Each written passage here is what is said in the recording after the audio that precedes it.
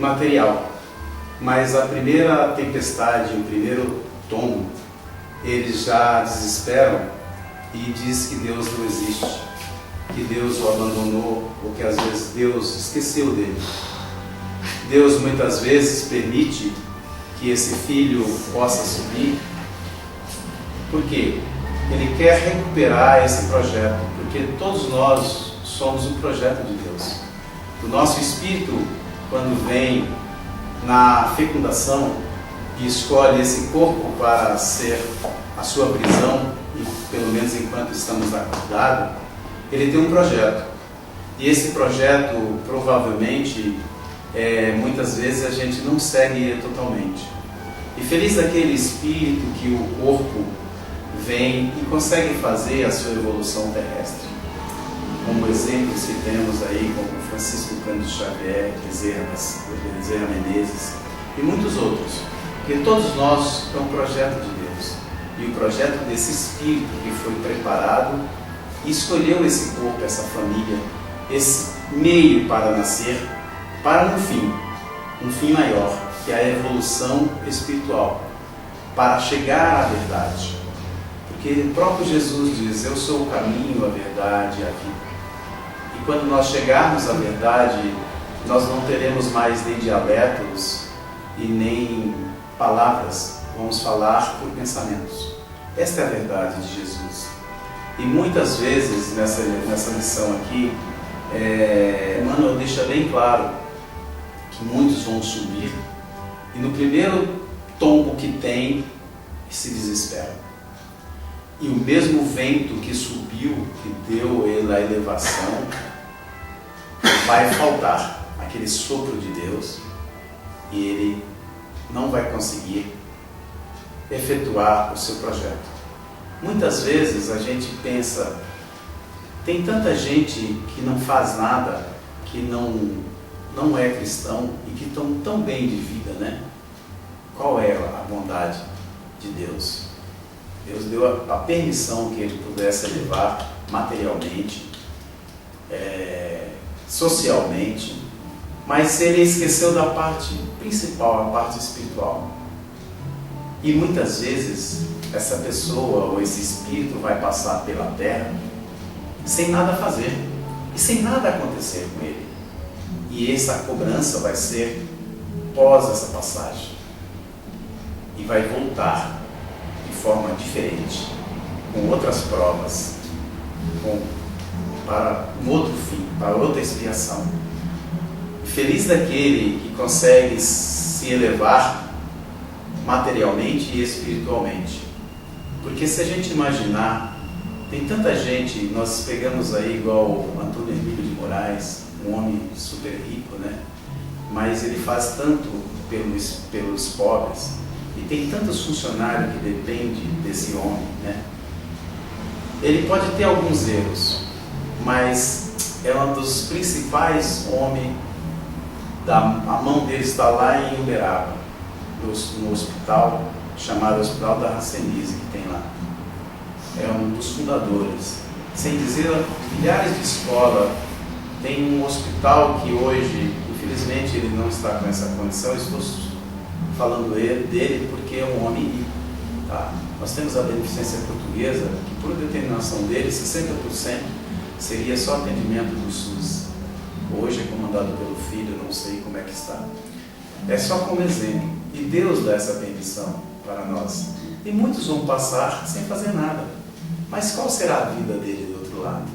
E aqueles que caem, como diz a lição, que fala: Deus esqueceu de mim, né? Então, o principal que nós temos que entender é que nós somos um projeto de Deus. Além de ser um projeto de Deus, nós somos um projeto espiritual. O espírito que nós mantemos dentro do nosso corpo aprisionado, ele, quando escolheu esse corpo para ser a sua moradia, pelo menos enquanto estamos acordados, ele tinha um projeto. E esse projeto, volta e meia, ele vem à nossa mente. O que ele quer de nós? E muitas vezes a gente deixa para amanhã. E esse amanhã, às vezes, passa muitos anos. E às vezes estamos velhinhos, quando nós descobrimos o caminho, mas nunca é tarde. Então, essa é a lição de Emmanuel e de Jesus. E Jesus é bem claro que nada ele consegue sem o Pai.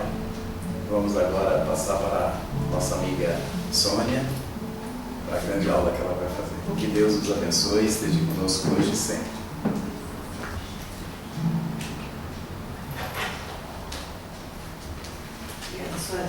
Boa noite, pessoal que está aqui, encarnado, desencarnado. O projeto meu. Pessoal do Peruíbe. Sônia, não está saindo som. Ai, desculpa. Está desligado. Está desligado. Desculpa, eu fico economizando a pilha. Aí eu esqueci de ligar quando começa. Começando tudo de novo. Boa noite a todo o pessoal que está aqui, encarnado, desencarnado. Pessoal vizinho de Peruíbe, de Santana Parnaíba. Ian, boa noite. Obrigada pela sua paciência. Desculpa, eu tenho que pedir desculpa aqui ao vivo. Fiz toda a alteração do programa porque a gente estava atrasado numa aula. Não sei por que cargas d'água, eu decidi que hoje era reforma contra a reforma. Provavelmente não decidi nada, como o próprio Emmanuel falou, as decisões não são nossas. A aula seria hoje a anterior, Tomás de Aquino, e tudo que antecedeu a reforma de Lutero e Calvino, mas não sei porque cargas d'água eu inverti as aulas. Então eu peço perdão, mas nós vamos ver as aulas ao contrário. Isso vai me dar tempo até para eu refazer a aula anterior, porque falta uma informação naquela aula que veio hoje na minha cabeça. Provavelmente por causa disso as aulas foram invertidas, sem eu ter muita governabilidade do assunto. Então vamos lá. A gente vai falar da reforma protestante e da contra-reforma. Fala, doutora Cláudia. Tá tudo bem? Sorria. Meu Deus, de novo. Peraí. Eu tinha desativado esse troço muito.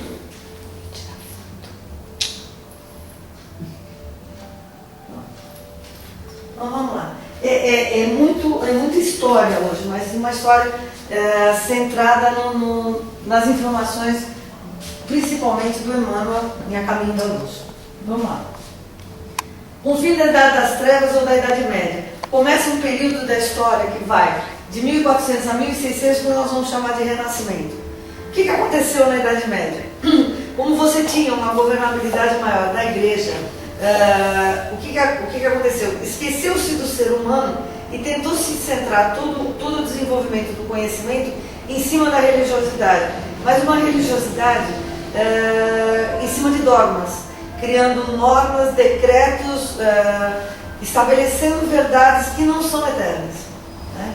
Então se dogmatizou uma série de coisas e se esqueceu do ser humano.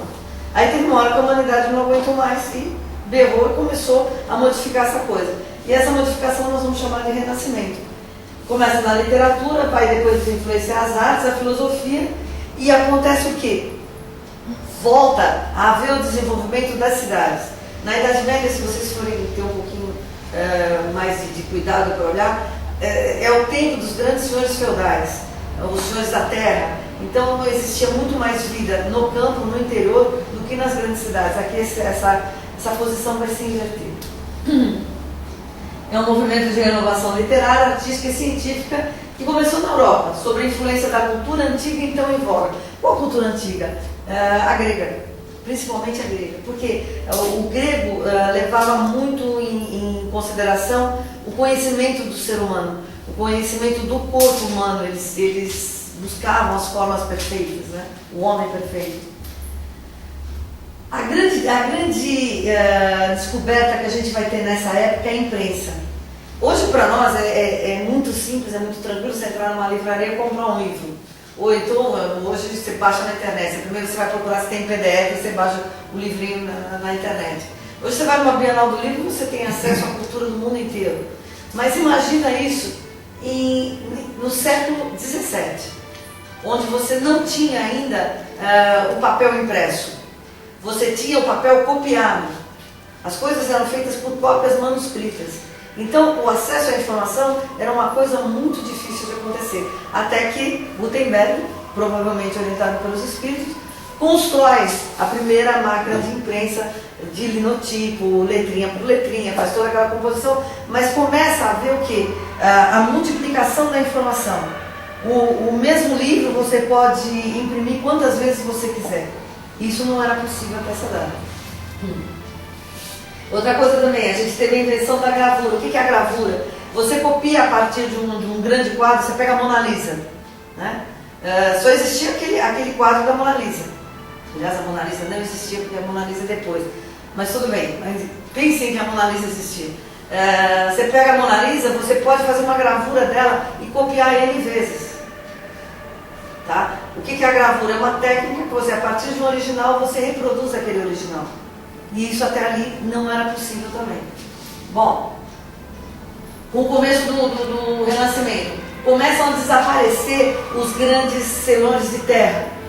Eles começam a perder terreno, eles começam, porque como existe uma centralização no ser humano e começa a haver um desenvolvimento maior da cidade, começa a imprensa, começa um começo de industrialização na sociedade, as pessoas começam a vir para os grandes centros procurar emprego. Então os senhores feudais vão perdendo terreno e vão perdendo os empregados também.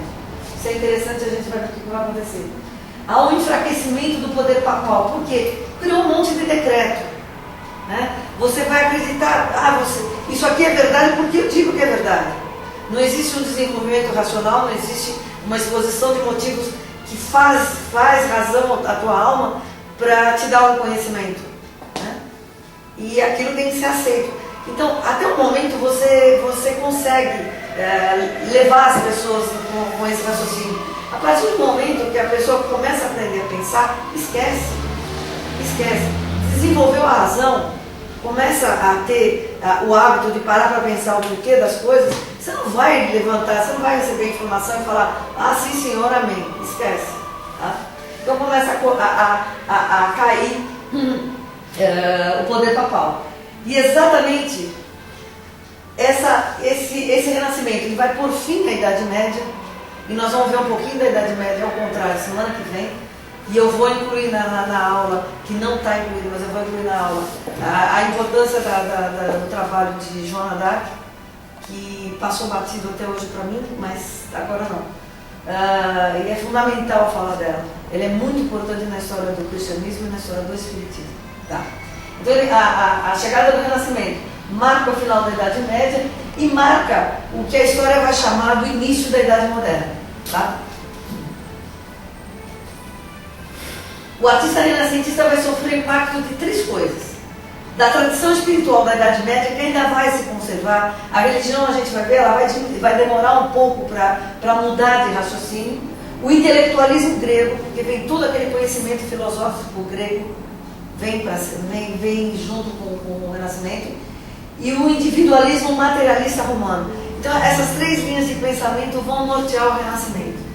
Por isso que a gente vai ter uma coisa muito voltada para o homem, muito voltada para a beleza, muito voltada para a estética, para as grandes construções. É aí que vai nascer a Basílica de São Pedro, é aí que vai começar a obra toda de Leonardo da Vinci. Tá? Por quê? Estava se buscando embelezar o homem, embelezar o mundo. Porque a gente veio de uma idade das trevas, que realmente era a idade das trevas, estava tudo fechado, era tudo escuro, era tudo, não se via uma coisa bonita. Então teve que mudar isso para que o espírito do homem mudasse. Né? Então começa a embelezar o mundo. Só que sempre a gente trabalha ao contrário, a gente começa a embelezar a gente mesmo. Né? Os espíritos falam, você quer ser amado? Aprenda a amar. E como? Plante jardim plante flores no seu jardim. Espere que as abelhas venham buscar o mel. Então, é o contrário. A gente sempre começa ao contrário. A gente parte do exterior para o interior. E a gente tem que começar o processo correto exatamente ao contrário. A gente chega lá. O ingrediente mais precioso de toda a concepção do Renascimento é o humanismo. Tá? Porque até ali o homem era esquecido. O homem era um poço de pecados. Então vai se mudar isso daí. O homem passa a ser de interesse geral da humanidade. Então se vai se construir uma sociedade que tem por objetivo o desenvolvimento das virtudes do homem. Tá? Independente daquilo que a religião está falando, do seu temperamento, da sua sensibilidade. Então começa aquilo que os escritores chamam, que os estudiosos chamam de uma fase antropocêntrica, onde o centro de tudo está no ser humano. Tá? Está caindo a internet toda hora. Ué? Bom, vamos lá, está gravando. Bom, além do interesse pela vida e pelo prazer, a gente vai encontrar na religião uma posição contrastante. Por quê? Porque a gente está com a mesma religião que a gente tinha na Idade Média. Não houve mudança ainda. Percebe? A gente buscou a mudança exterior. A gente buscou embelezar o mundo, não se embelezar. A gente tentou consertar o mundo e não se consertar. O que aconteceu? Você começa a buscar o quê? Prazer. E aí começa o grande erro do Renascimento. Tá? Mas era necessário passar por essa fase. E aí, em contrapartida, a gente vai ter uma religião completamente contrastante, negando tudo aquilo que está sendo feito pelo Renascimento. Aí começa a haver uma série de questionamentos dentro da igreja. Os próprios clérigos, eles começam a questionar uma série de coisas. Os próprios fiéis começam a questionar uma série de coisas. E o que a gente vai ter com isso? O nascimento de movimentos contrários a toda aquela situação colocada pela igreja naquela época. E daí nós vamos ter o nascimento de um movimento que a gente vai chamar de reforma, que vai se contrapor ao renascimento. Depois nós vamos ter uma contra-reforma, tá? Que é mudando a reforma. Mas vamos lá. Como ele se desenvolveu? Começou com as contraposições do comportamento da Igreja Católica. A gente vai detalhar aqui o que exatamente a Igreja Católica fazia naquela época. O Ian tinha colocado ano passado no site, acredito que está lá também, um link levando ao filme Lutero. Tá? É um filme fantástico, vale a pena ser visto. Trata de uma forma bastante resumida tudo aquilo que o Lutero passou. Eu não consegui ainda ter acesso a uma grande bibliografia sobre a vida do Lutero em si, o que ele passou para fazer o trabalho que ele fez, que é um trabalho fantástico, e não foi fácil. A criatura sofreu uma barbaridade, e o filme te dá bastante a noção de qual era a realidade da Alemanha naquela época. Então vale muito a pena vocês pegarem, acessarem o link e assistirem esse filme. É um filme fantástico, fantástico. Vamos lá. Então começa a mexer com as posições que a Igreja Católica tinha. Tá? Uma série de posições que o pessoal começou a pensar e começou a não concordar. E essas pessoas, clérigos, começaram a propor medidas para que a igreja mudasse o pensamento dela, mudasse a forma de colocar aquilo que ela chamava de verdade. A Alemanha, em fins do século XV e no início do XVI, presencia também a derrocada do poder feudal. Está falando que está lá em Filmes Espíritas, no site. Obrigada, Ian. Está no link Filmes Espíritas, no site está lá o filme Qual o site? Lutero. Site www.iesim.org. Mas é só digitar iesim.org, não precisa do www. Entra lá em links, no link Filmes Espíritas e pega Lutero. Fantástico, lindo filme, um filme alemão. É muito bom. Bom, tem legenda. Tem legenda, sim, tem legenda. Você pegar o DVD, tá dublado também. É bom pra caramba. Vamos lá. A Alemanha vai ver a derrocada do poder feudal, tá? E começa todo um processo de reestruturação da Alemanha. A Alemanha é muito importante nessa época da história, no início do século XVII. Fundamental a Alemanha. Nasce então o quê? Quando você começa a desenvolver os núcleos das grandes cidades, começa a se desenvolver o chamado sistema capitalista. Ou o problema do sistema capitalista, que a gente vai ver. O dinheiro passa a dominar tudo. Só que o dinheiro não fica na mão de todo mundo, o dinheiro fica na mão de alguns. Então essa falta de homogeneidade na divisão da moeda é que vai trazer os problemas. Se a gente for buscar junto aos espíritos, Não, deixa. antes que eu tussa na orelha da Cláudia, Não, tirei. se a gente for buscar junto à espiritualidade a origem do dinheiro, a origem do dinheiro é como se a gente pensa no teu sangue fluindo no teu corpo, né? Se um órgão precisa de algum nutriente, vai a ordem para levar o nutriente lá. E assim seja o coração, seja fígado, seja pulmão, tá? Então qual é a ideia do dinheiro? É o mesmo. Ele tem que ser distribuído para aquele que tem necessidade. Ou seja, seria materialmente o amor de Deus que a gente estaria trazendo para a matéria. Quer dizer, a analogia do dinheiro é o amor de Deus. Agora, vê o que a gente fez com isso aí. Né? A essência dele é essa. Só que a gente construiu uma sociedade meio encrencada. mas a gente ainda tem 5 anos para consertar. Vamos lá. Começa então a estrutura capitalista e surgem os monopólios. Os banqueiros começam a se meter em tudo. Então quem tem o dinheiro manda na sociedade. Os banqueiros começam a se meter em todo e qualquer negócio. Muitas riquezas começam a se acumular na mão de poucos. E isso começa a criar as distorções. Vão criar as camadas sociais. Você vai ter o pobre, você vai ter a classe média e a classe rica. Então isso início do século XVII. O sistema político tinha sido até então apoiado pelos cavaleiros. Quem eram os cavaleiros? Os que trabalhavam para os senhores feudais, que faziam o trabalho dos senhores feudais. Levavam correspondência, iam buscar aquilo que o dono do feudo precisava. Enfim, eram os empregados que cavalgavam e iam fazer os trabalhos para os senhores feudais. Com a queda dos senhores feudais, esses caras perdem o emprego. Então o que acontece? Começam a aparecer nas cidades um bando de desempregados, que a única coisa que sabia fazer era cavalgar e cumprir a ordem do senhor feudal. O que nasce? Uma coisa que está aqui embaixo. Os barões ladrões. Porque esses caras tinham o título de barão e como eles não tinham mais emprego, tinham que sustentar suas famílias, eles começam a roubar. Fala, Júlio. A se esclarecer que a derrocada feudal se deu justamente pelo enriquecimento do mercantilista, né? Os mercadores, os comerciantes passaram a ganhar muito dinheiro. O problema é que esses comerciantes passaram a ter dinheiro, mas eles não tinham cultura nem estrutura. Daí gerou essa corrupção tão grande. Exato. Então eles passaram a deter o poder, dado o poder pecuniário da economia.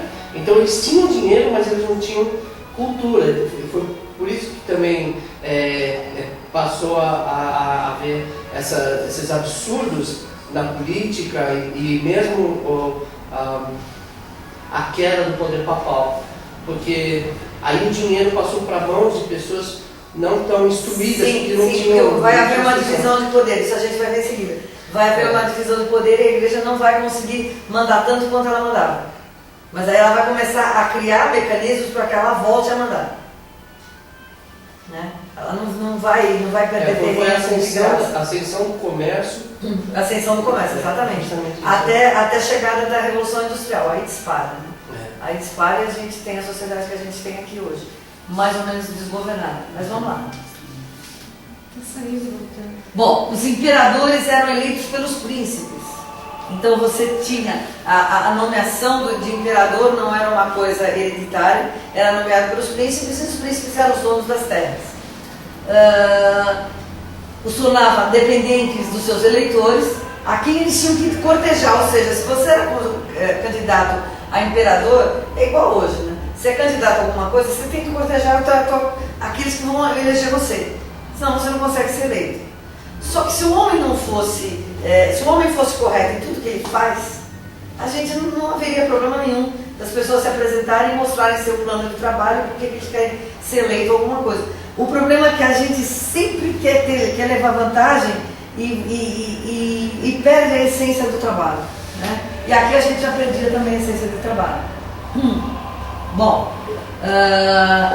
esses príncipes eram dependentes, os imperadores eram dependentes de seus eleitores e eles começavam a cortejar, tá? Que nem qualquer imperador moderno, porque eles dependiam das tropas desses príncipes para protegê-los quando eles saíam para fazer campanha. Olha que loucura. Daí os casamentos arranjados, né? Também, os casamentos arranjados. Se curvar aos novos ricos, né? Aos novos ricos. E fazer casamento para que as riquezas se perpetuassem, os títulos fossem transferidos e toda aquela loucura que a gente vê no começo de todos os reinados da Europa no século XVII. É muito interessante ler a história dessa época. Eu acho fantástico, mas vamos lá. Por outro lado, a igreja era um grande poder na Europa, tanto no campo religioso, no político, social e econômico. Ela tinha dado uma balançada de poder, mas ela ainda tinha sua influência. Veja essa frase: não era mais a igreja dos apóstolos e dos mártires. Esquece. Aquele processo de imposição de mãos que o Soares falou na aula passada, para a nomeação dos diáconos e daqueles que sucederiam os apóstolos, tão importante. Por que tão importante? Porque não era simplesmente fazer uma oração, não. eram aqueles que detinham o conhecimento, que tinham a mediunidade, tinham que reconhecer aqueles que trabalhavam com eles, quem seriam seus sucessores na administração do grupo católico, do grupo cristão. Então eles tinham que reconhecer quais seriam os líderes naturais, aqueles que teriam a mediunidade manifestada para que pudessem continuar recebendo as orientações dos espíritos de luz, para que aquele conhecimento, aquele trabalho continuasse da forma que tinha que ser feita. Mas isso foi perdido. Isso se conseguiu fazer até um pouco depois da partida dos apóstolos. Logo em seguida, todo aquele processo, o Soares mostrou na aula passada, todo esse processo se corrompe.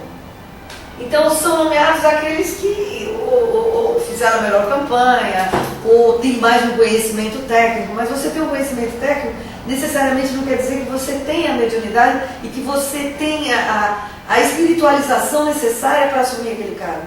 Porque é muito mais um problema de espiritualização do que um poder de conhecimento. Né? Conhecimento vai vir para você, né? De uma forma ou de outra. Você não precisa necessariamente ser doutor em alguma coisa. Jesus não fez faculdade nenhuma. Né? Jesus não tinha nenhum título de doutor. O cara andava de sandália, de roupa simples. E passou o maior conhecimento intocável até hoje na história da humanidade. O cara não foi a nenhuma universidade. O cara não frequentou nenhuma escola para ser sacerdote do templo, para ser membro do Sinédrio, nada disso. Ele não pensava nada disso. Né? É só que a gente troca tudo. Esse Daniel Hobbes é interessante. Ele escreve a história da Igreja do Cristo em 10 volumes. Ele é um católico, se eu não me engano, francês, apesar do nome. Ele é francês. Existe a coleção, da editora Quadrante. Custa R$640, eu fiquei horrorizada. São 10 volumes, é que eu não consegui ter acesso a nenhum breve relato da obra para ver qual é a linha do pensamento dele. Né? E olha só o que ele fala. Ele identifica 3 aspectos distintos na crise que estava começando na igreja. Onde estava tendo crise? Estava tendo crise na autoridade da igreja. Por quê? As pessoas que assumiam os cargos de liderança não eram necessariamente as melhores. A crise de unidade, não havia mais uma única forma de pensamento entre as várias igrejas existentes, e havia uma crise espiritual, óbvio. Né? Tinha se perdido a ligação com a espiritualidade superior. Não havia mais, ou se havia poucos, e não estavam em posição de liderança e de decisão para tomar para determinar os rumos que a igreja tinha que seguir. Não havia mais a influência dos espíritos de luz diretamente. Quando muito haveria a intuição de alguns sacerdotes para o caminho que tinha que ser seguido. Isso a gente vai ver a semana que vem. Tomás de Aquino é um grande exemplo. Bom, desse primeiro aspecto, a crise da autoridade, vai nascer o cisma que vai separar a igreja ortodoxa de Roma. Primeiro grande cisma, né? A igreja oriental e a igreja ocidental. Quando o líder bizantino passa a dizer que não reconhece mais o Papa como autoridade máxima. Do segundo, da crise de unidade, vai acontecer o quê? O desmembramento da cristandade. A gente vai ver que vão começar a surgir uma série de religiões. E nós vamos ver aqui o nascimento de 3. E da terceira, que é a crise do espírito, o desmoronamento das bases cristãs. Por quê? Perdeu-se a ligação com... Peraí que o filme engatou em uma coisa. Perdeu-se a ligação do cristianismo ditado por Jesus. Aquele cristianismo inicial, aquele que nunca deveria ter sido abandonado.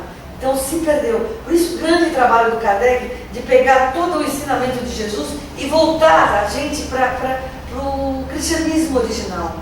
O trabalho do Chico foi a mesma coisa. Tem que voltar às origens, a gente perdeu o rumo. Então, se perdeu o rumo, volta para trás e começa a estudar tudo de novo. Porque a gente desenvolveu o pensamento de forma errada.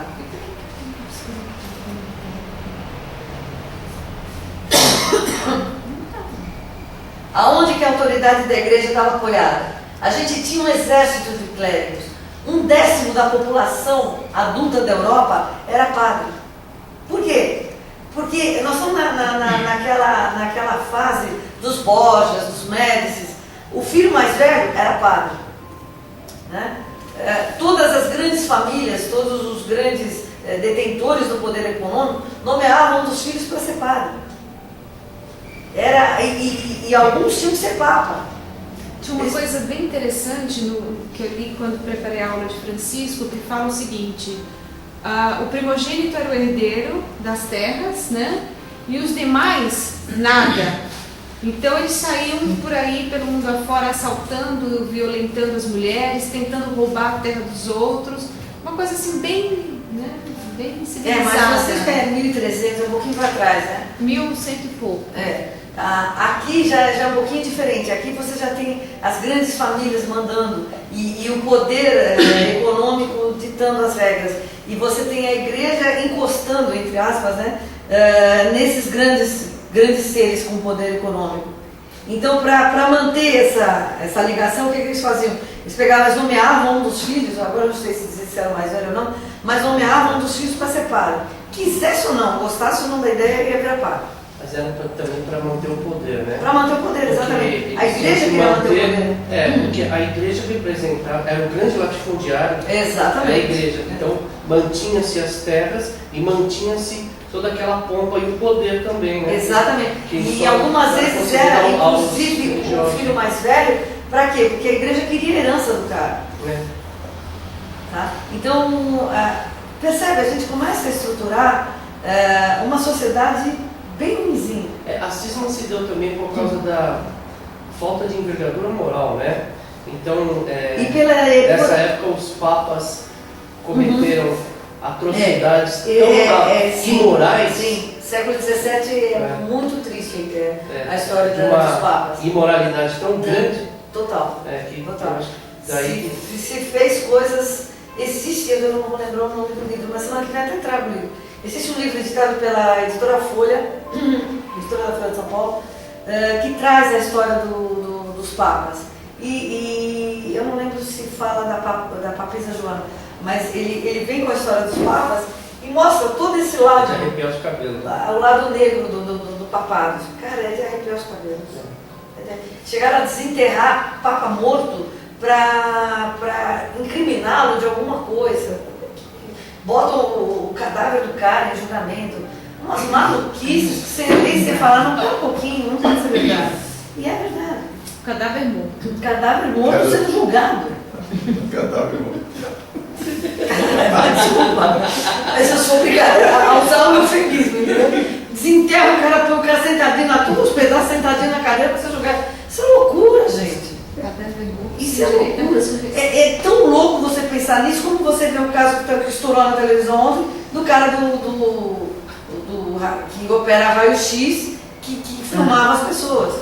É tanta loucura quanto. Só muda de posição.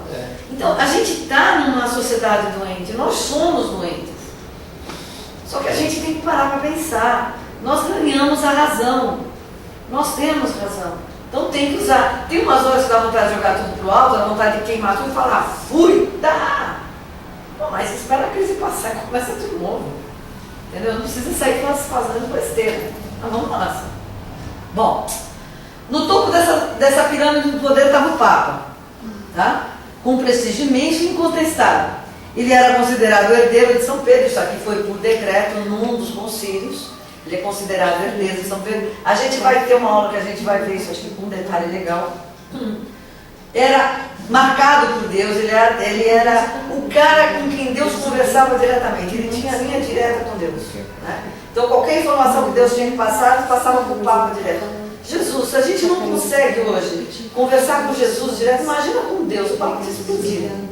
Né? Então isso aqui se você for analisar em termos de grandeza dos espíritos, era impossível. É impossível hoje. Imagina os lugares, no começo do século XVII. Bom, ele se sobrepunha, o Papa se sobrepunha em relação aos imperadores em termos de poder. Ou seja, se vocês lembrarem dos filmes que vocês veem de monarquia, de reis, rainhas, o que acontecia? Quando você tinha a coroação, sempre você tinha um líder religioso fazendo o ato de coroação do rei ou da rainha. Né? Isso persiste até hoje. Se você pegar a nomeação, quando a rainha Elizabeth virou sucedeu o pai dela,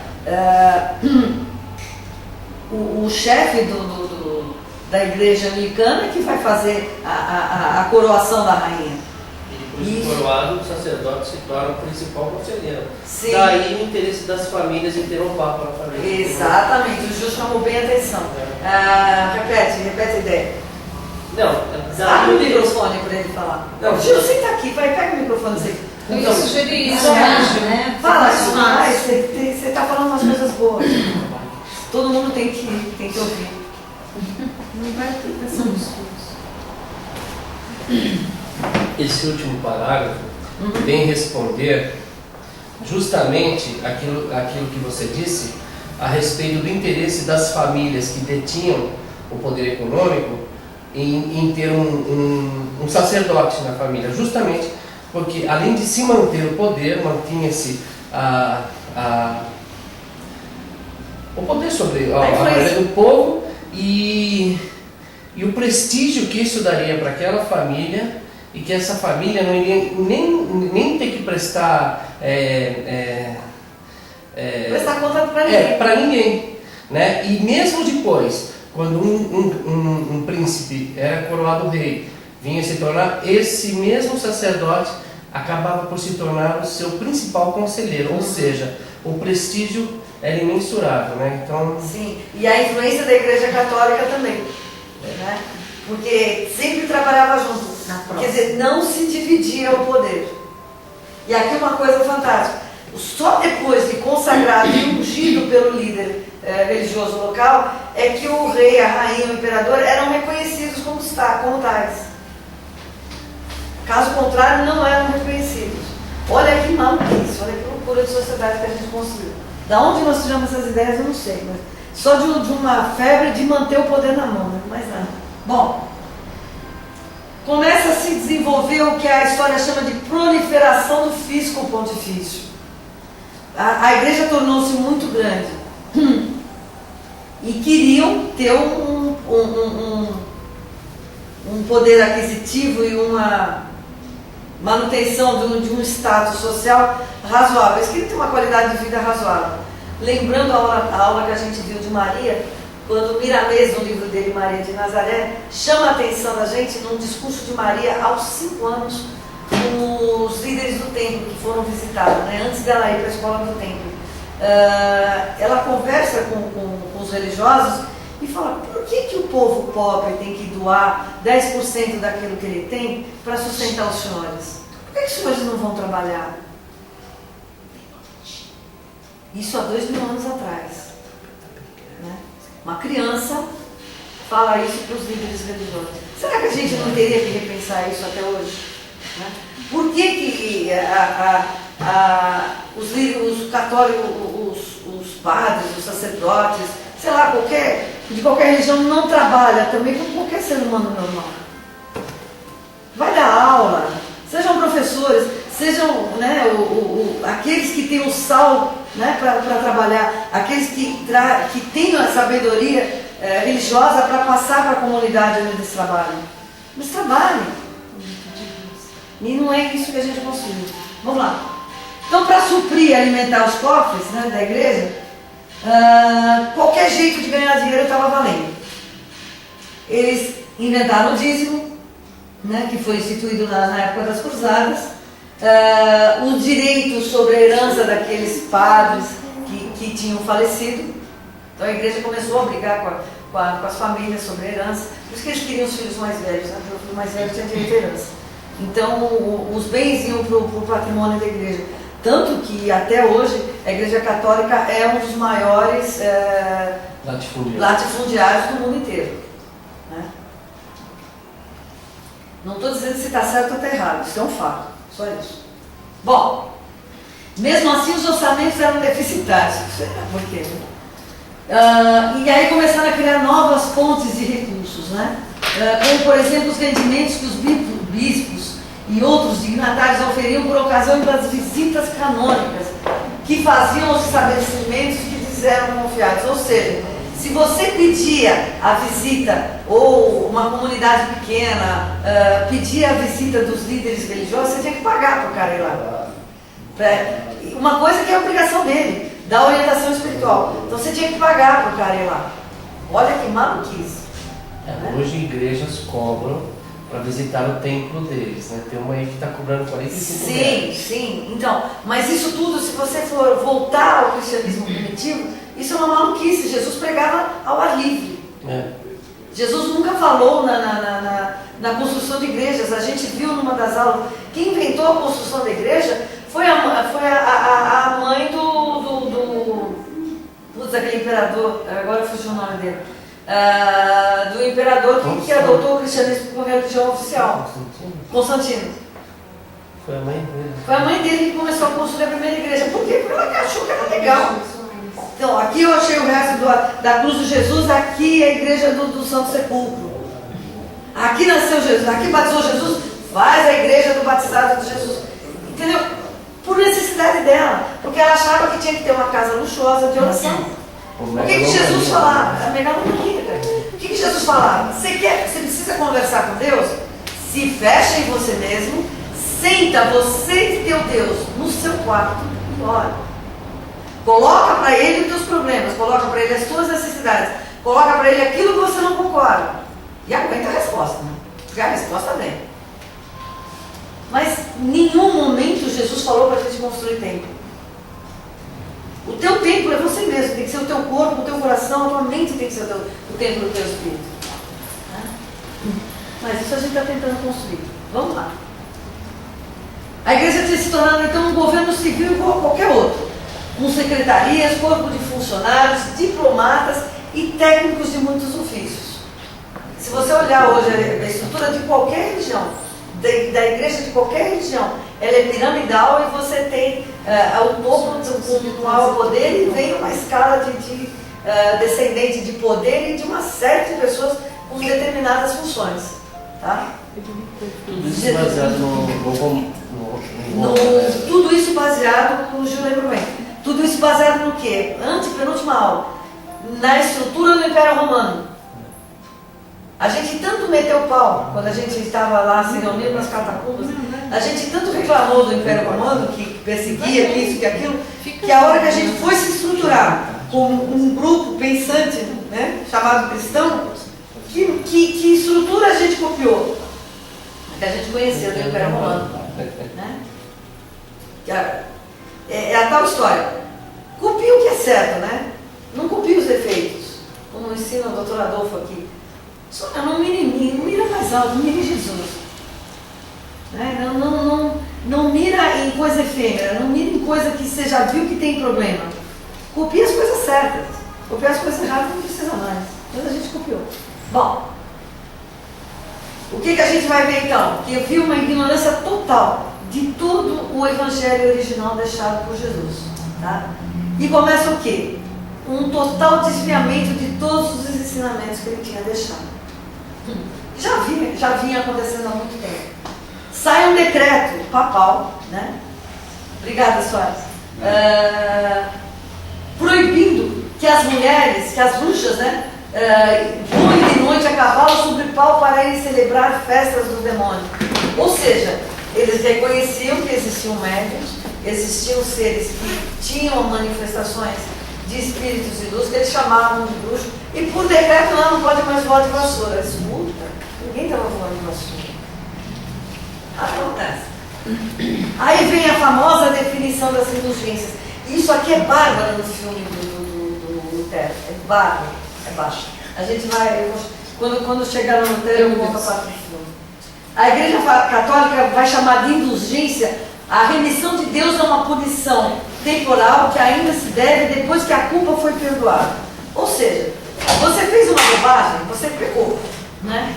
Então você pode se confessar, tal, mas para você garantir o perdão de Deus, você vai comprar uma indulgência. O que é comprar uma indulgência? É um papelzinho, putz, você consegue achar aqui, a minha tá aí. Você compra um papel, ela já foi perdoada, da Igreja Católica, você paga um determinado valor, né? Depende da indulgência que você quer, você paga um determinado valor e tem um perdão. Cara, que loucura! Conta que você comprou o seu. Conta que Eu você em comprou. 86 eu fui ao Vaticano. E quando eu estava lá pra cá, eu honestamente, bom, eu não voltaria, mas tudo bem. As lembranças do Vaticano. Então tinha lá, você mandava fazer um nome da tua família ou da família que você quisesse. Parecia um diploma com a foto do Papa, era o João Paulo II já. Não, 86 não. Não, sim, não importa. Com a foto do Papa e uma bênção especial do Papa. Falei, legal, né?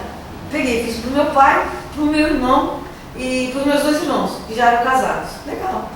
Você pagava $100 por cada um. E até a banana que pagou. Quando esse troço chegou no Brasil e eu fui ler, falei, não posso acreditar que eu fiz isso. Não era uma lembrança, eu estava comprando uma indulgência. Falei, como? Nossa, quando eu mostrei isso pro Laércio, ele gargalhava.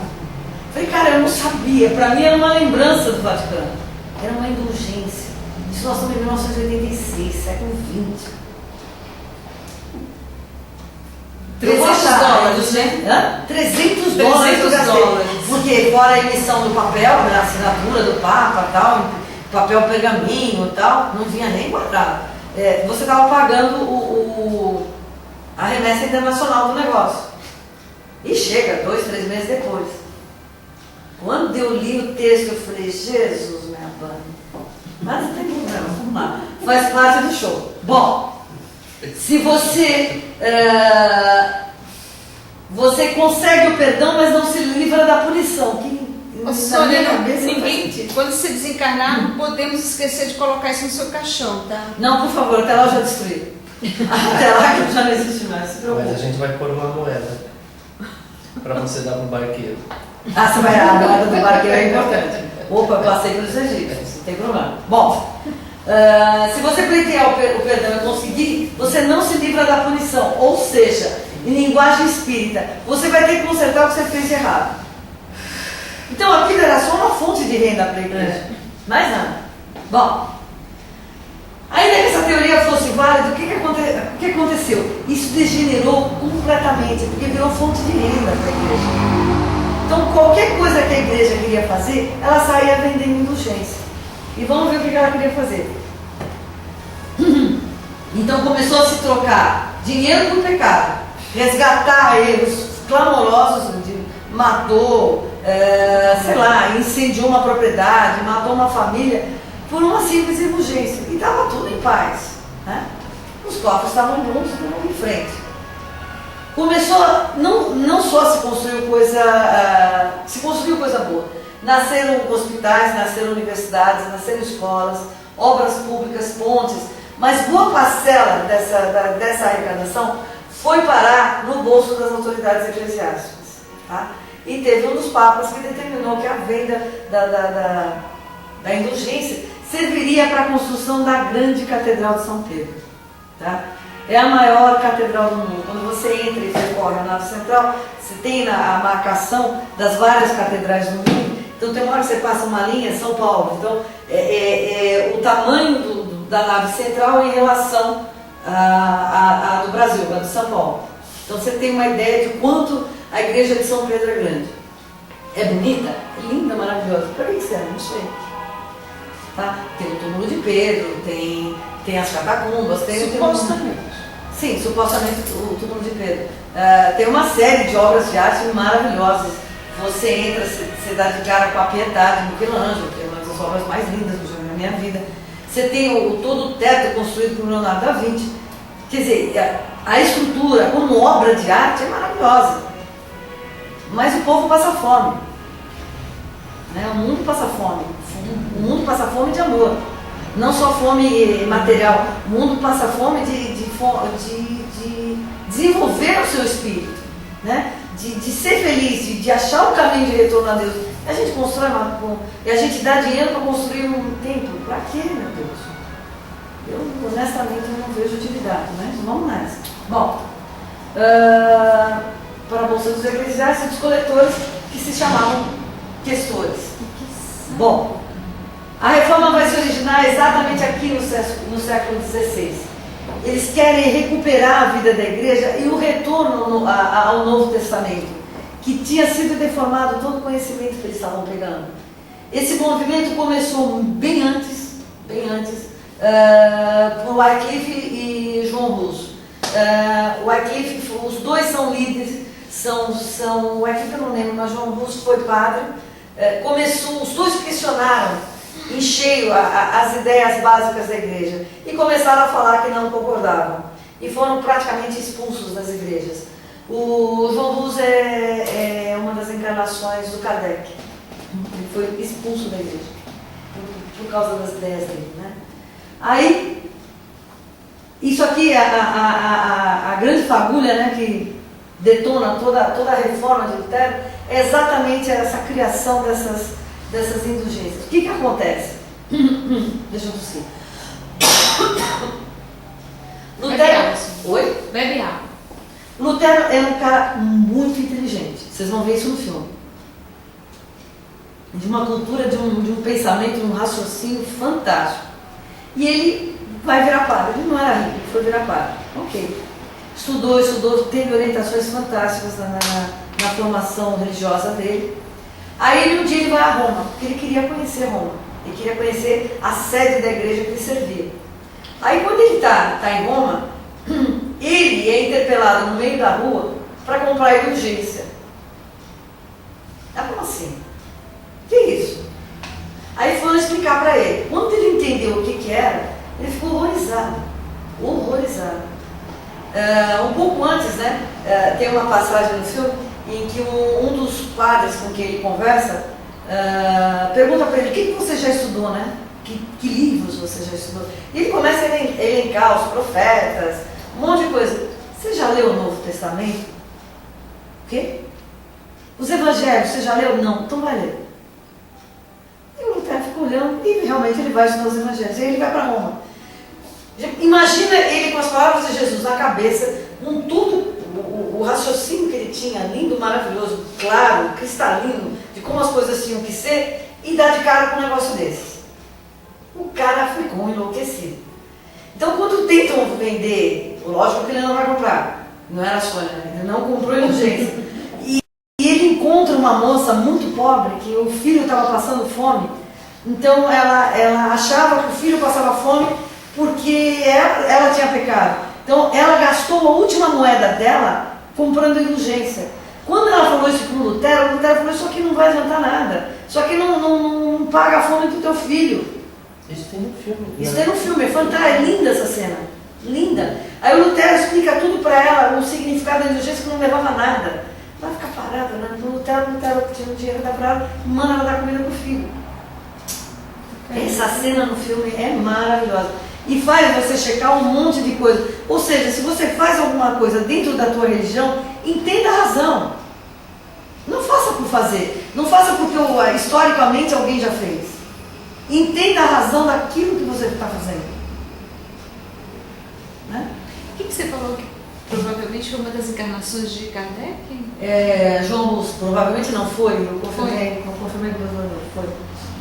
Bom, Lutero viveu entre 1483 e 1546, era um monge agostiniano, ligado à Universidade de Wittenberg, na Saxônia, e havia esse João Tetzel, né, que era o cara nomeado pelo Papa para vender as grandes indulgências. Bom, aí a grande briga entre os dois foi exatamente as indulgências, e as brigas são fantásticas. Essa é a carinha do Lutero.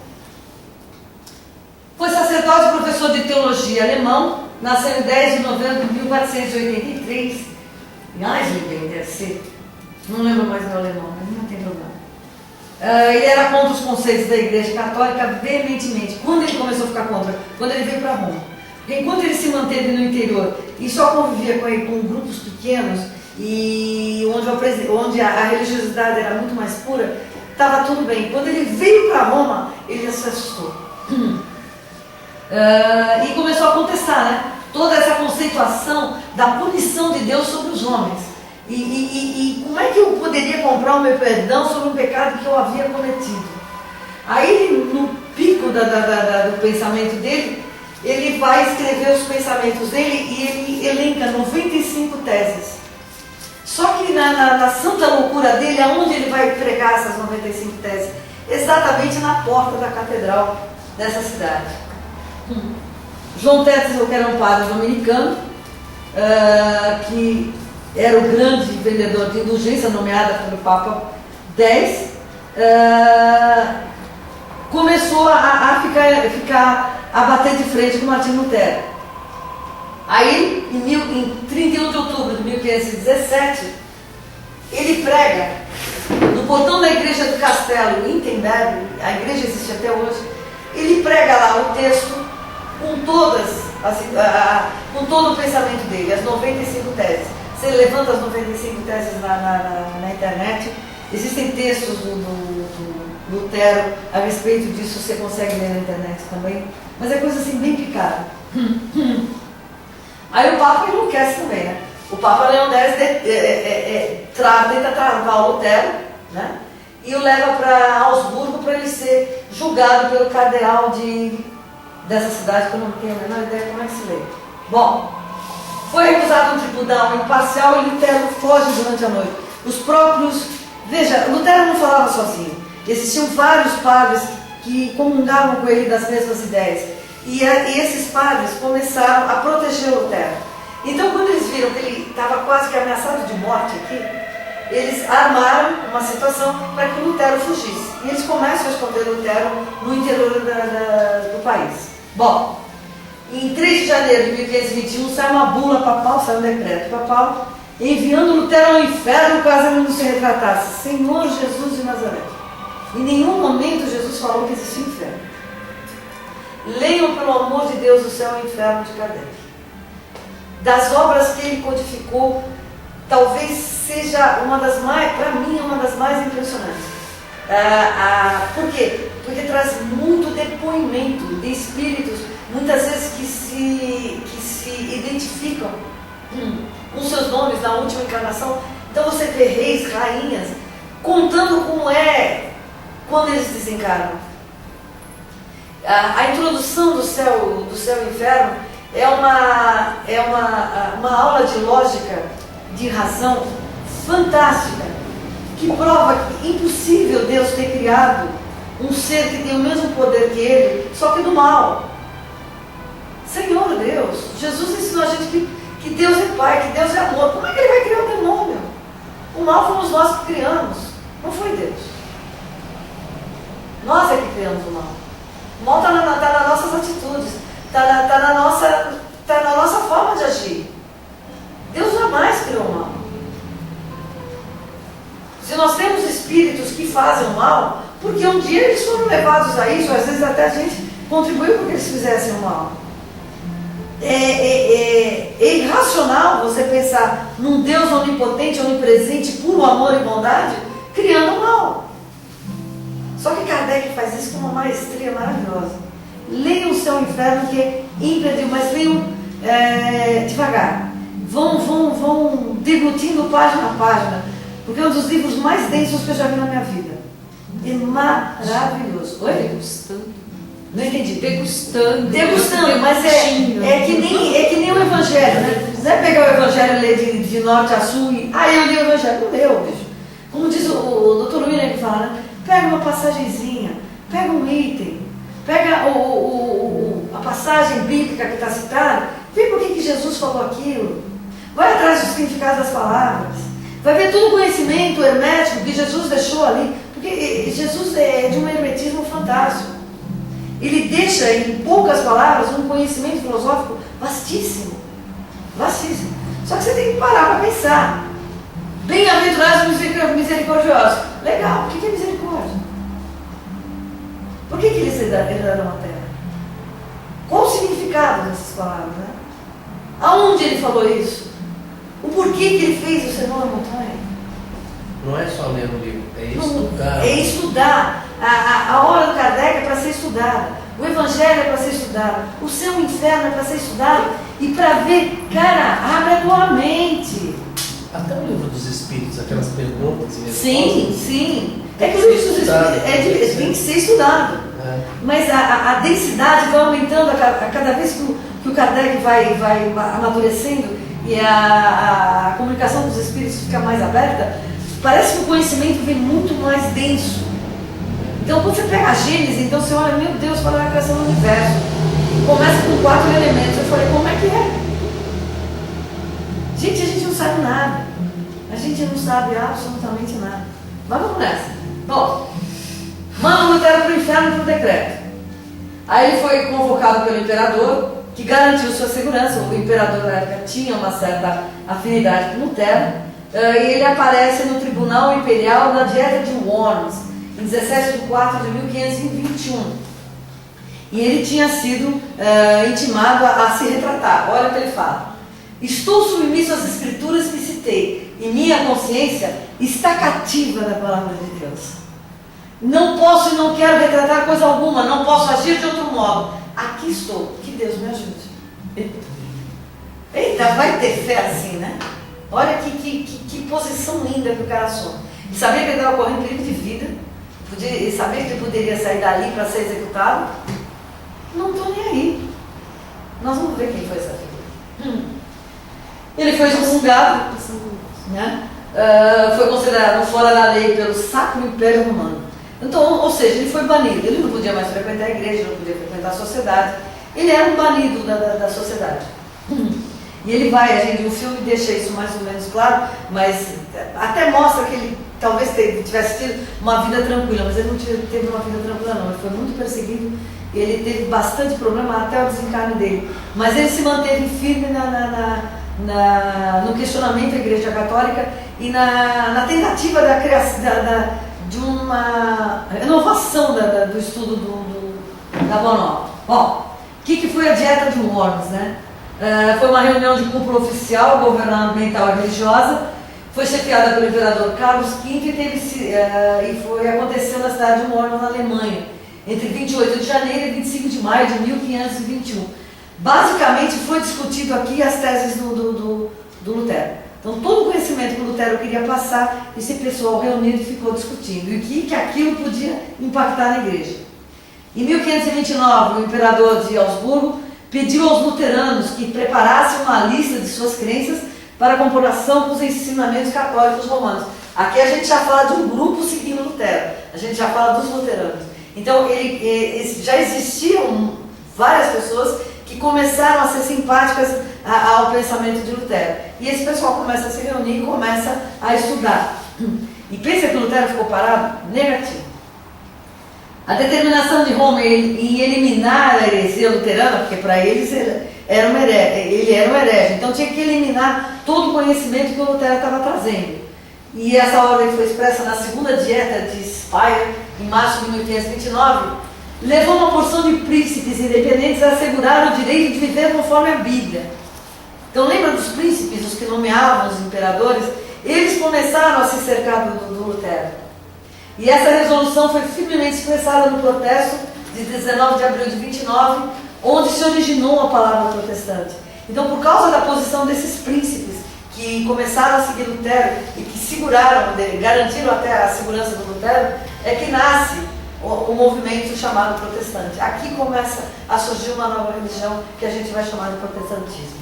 Bom, a Dieta Imperial foi realizada em Augsburgo e foi feita uma completa análise das 95 teses deixadas por Lutero. A Confissão de Augsburgo de 1530 foi redigida por essa criatura, que deve ser Melancthon, e apresentada pelas cidades e pelos príncipes que aderiram à reforma, por ocasião da Dieta do Império reunida em Augsburgo em 1530, diante de 200 signatários da Igreja e do Estado. É a primeira formulação da doutrina de Lutero. Tá? Ela foi apresentada, inclusive, aos líderes da Igreja Católica. Se iam aceitar ou não, não era problema dele. Lutero não compareceu porque ele corria perigo de vida. Então ele não vai comparecer. Vamos em frente. Considerado fora da lei, ele é raptado pelos amigos e escondidos em Wartburg, é onde a gente vai ver no filme que ele vai morar num sítiozinho perdido no meio do campo. Pouquíssimas pessoas sabiam onde ele estava. Graças a Deus não tinha internet, não tinha Dr. Google, não tinha carro, não tinha telefone, não tinha nada, não tinha GPS, então não dava para achar o cara. Bom, a partir dessa cidade ele começa a espalhar todo o conhecimento dele para vários lugares. e começa a abalar toda a Europa, né? Ele reitera a autoridade da Bíblia, rejeita a justificação perante Deus através de rosários, peregrinações, medalhas ou obras meritórias. Ou seja, não adianta, você não vai conseguir o perdão de Deus botando uma cruz no peito ou carregando uma imagem de algum santo no teu bolso. Não é nada disso, né? Não adianta você fazer peregrinação, ficar batendo a cabeça no chão, não adianta nada disso. Isso não te muda, você tem que mudar como pessoa. Esse é o grande lance, a gente tem que mudar. Não tem varinha de condão. E cada um tem que fazer o seu processo de perdão. Ou talvez de medalhas ou obras meritórias. Não adianta eu só praticar a caridade. Eu não vou consertar todas as minhas bobagens. Ajuda? Ajuda. Mas eu só praticar a obra meritória apenas achando que com isso é débito e crédito, alguma coisa vai ser debitada ao meu favor no céu, esquece. Vocês acham que eu acho que estou dando aula aqui toda semana, ou de vez em quando eu fazendo palestra, alguma coisa, eu estou carimbando meu passaporte para o céu? Imagina, você já comprou indulgência? Obrigada, então. Eu estou carimbando meu passaporte para o céu? Não, isso aqui é minha obrigação. Isso aqui é minha obrigação. Porque se eu reconheço isso como verdade, eu tenho que falar. Eu tenho que mostrar. Os próprios mentores da casa avisaram para mim, você veio para fazer esse trabalho, você tem que fazer. Ok, então vamos lá, vamos estudar, né? Vamos em frente. Dou cabeçada? Um monte. Levo bronca? Levo. Tranquilo, sem problema. Sem problema. Mas isso me conserta as coisas que eu já fiz? Não, não conserta. Só impede, pelo menos o tempo que eu estou dedicando a fazer isso, me impede de fazer bobagem, com certeza. Mas as coisas erradas que eu fiz, eu vou ter que consertar. E não é fazendo isso aqui. É consertando as coisas erradas. Então, gente, a única forma é transformando o homem. Né? Como vai dizer o Kardec no Evangelho, reconhece-se o bom espírita não pelo conhecimento que ele traz, mas pela transformação que ele conseguiu fazer na sua encarnação. Depois que ele recebe o conhecimento. A transformação que você consegue que é válida. Não interessa se você chegou no ponto que você queria chegar. Interessa o processo que você desenvolveu para chegar naquele ponto.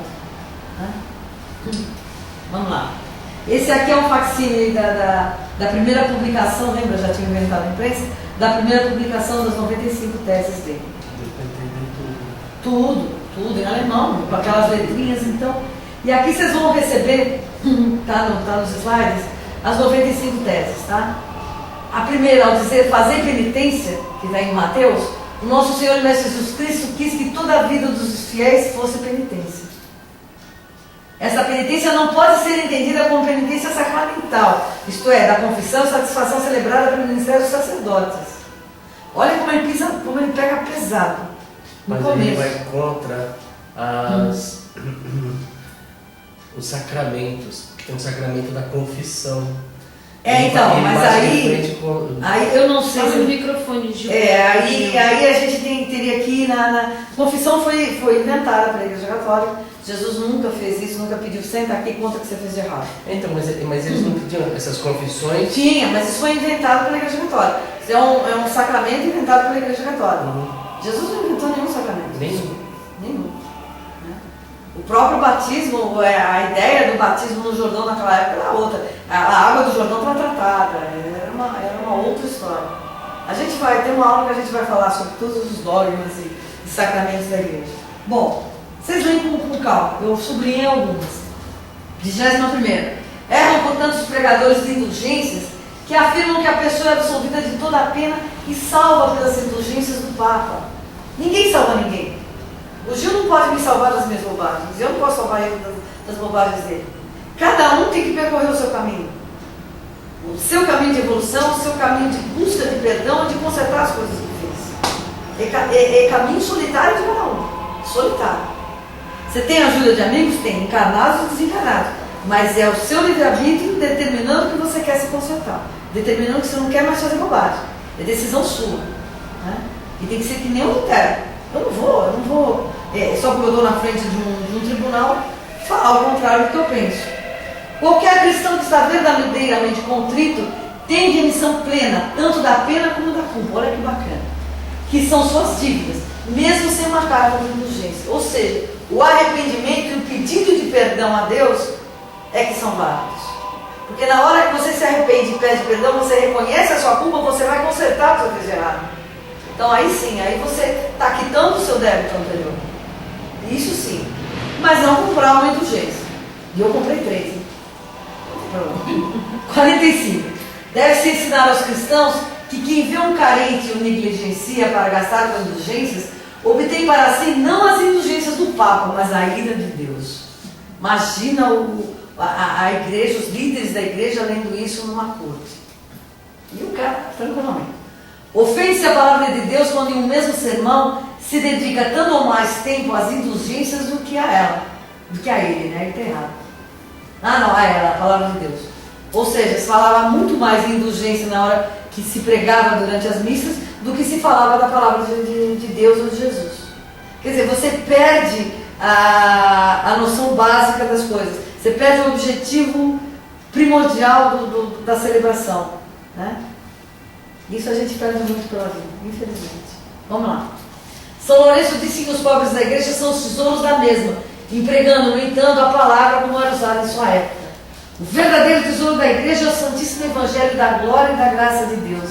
Então ele reconhece, né? Apesar de não constar na tradução oficial dos evangelhos, ele reconhece a hora que Jesus fecha o rolo, né? Tem maneira de fazer assim, mas não, ele enrola a profecia de Isaías e fala, aqui acaba esse livro, daqui para frente é boa nova.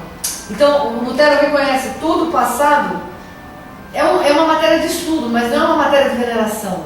Serve para nós como base histórica, não de veneração. O que serve para nós, sim, para estudo e como guia da nossa conduta é exatamente o Evangelho. Mas esse tesouro é certamente o mais odiado, pois faz com que os primeiros sejam os últimos. Em contrapartida, o tesouro das indulgências é certamente o mais benquisto, pois faz dos últimos os primeiros. Se não me disserem que esse cara era muito corajoso, eu não vou acreditar. Afirmamos, pelo contrário, que as indulgências papais não podem anular sequer o menor dos pecados venais no que se refere à sua culpa. E aí ele vai, tá? Vocês vão ter aí as 95. Deve-se exortar os cristãos a que se esforcem por seguir a Cristo, seu cabeça, através das penas da morte e do inferno. Veja, ele não conseguiu se desvencilhar de tudo, tá? Ele ainda vem com a ideia das penas eternas e com a ideia do inferno. Infelizmente ele não conseguiu. Essa é a fotografia da igreja onde ele pregou as teses e aí as famosas portas, onde ele tinha pregado as 95 teses. Vamos lá. Vou tossir. Desculpa. Sua doutrina é salvação pela fé, a base da crença de Lutero. Você é salvo pela fé. E não era isso que Jesus falava? A tua fé te curou? Vai e não pegues mais. Foi considerada desafiadora pelo clero católico. Por quê?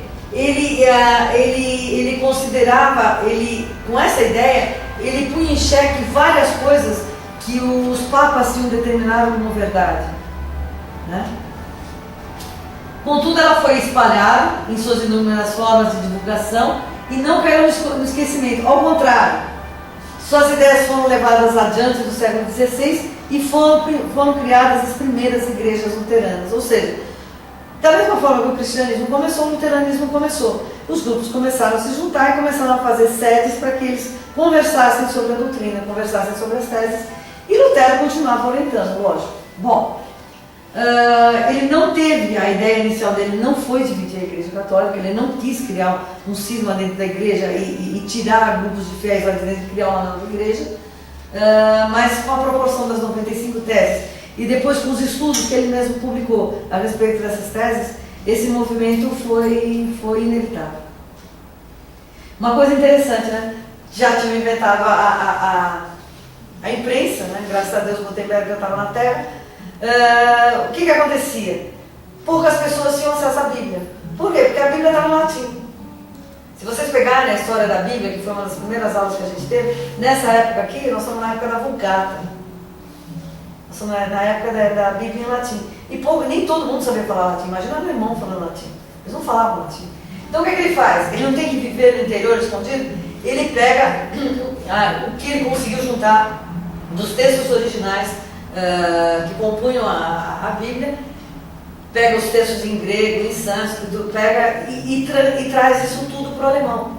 E imprime a primeira Bíblia em alemão. E isso o que aconteceu? Isso começa a ser publicado e todo mundo começa a ter acesso a esse conhecimento. Né? É que nem hoje, você vai na biblioteca, você vai na livraria, você compra a Bíblia. Bom, começa a ter um número maior de leitores, né? Tanto da Bíblia quanto da obra dele. Então começa a crescer o número de protestantes. E o que acontece? Essas pessoas não saem da Igreja Católica. Começa a esvaziar um pouco a Igreja Católica e isso começa a arrepiar um pouco os líderes católicos. Então ele começou a ter que ser protegido. Ele foi protegido durante 25 anos. Ele contava com o apoio do sábio Frederico da Saxônia, que cuidava da logística de proteção dele. Lutero passou a atacar também outros princípios e práticas da igreja. E começou a questionar tudo. Bom, tornou final seu rompimento com a Igreja Católica e aí ele começa a organizar seus seguidores numa nova igreja para tomar lugar a antiga. Pensei que a Lutero acabava aqui. Não. Bom, nessa organização ele começa a introduzir uma série de modificações em termos de cultos, em termos de rituais. Primeira coisa, ele permite que o clero se case. Ele mantém a Eucaristia, tá? Porém sobre 2 espécies, isto é, pão e vinho. Os luteranos não fazem, eles não fazem a consagração da hóstia, tá? Isso é uma outra coisa que a gente vai questionar também. Reviu também pontos da doutrina de acordo com suas próprias convicções, negou que a confirmação, ou seja, o crisma, o matrimônio, a extremunção fossem sacramentos e a ordenação clerical fossem sacramentos. Manteve os outros 3 dos 7 sacramentos, o batismo, a penitência e a Eucaristia. Foi a única coisa que ele manteve dos 7 sacramentos que a igreja tinha criado. Mudou o sentido de penitência para arrependimento, né? Arrependimento e pedido de perdão, e substituiu o princípio da transubstanciação que a Igreja Católica vai fazer. A gente vai ver isso quando a gente estudar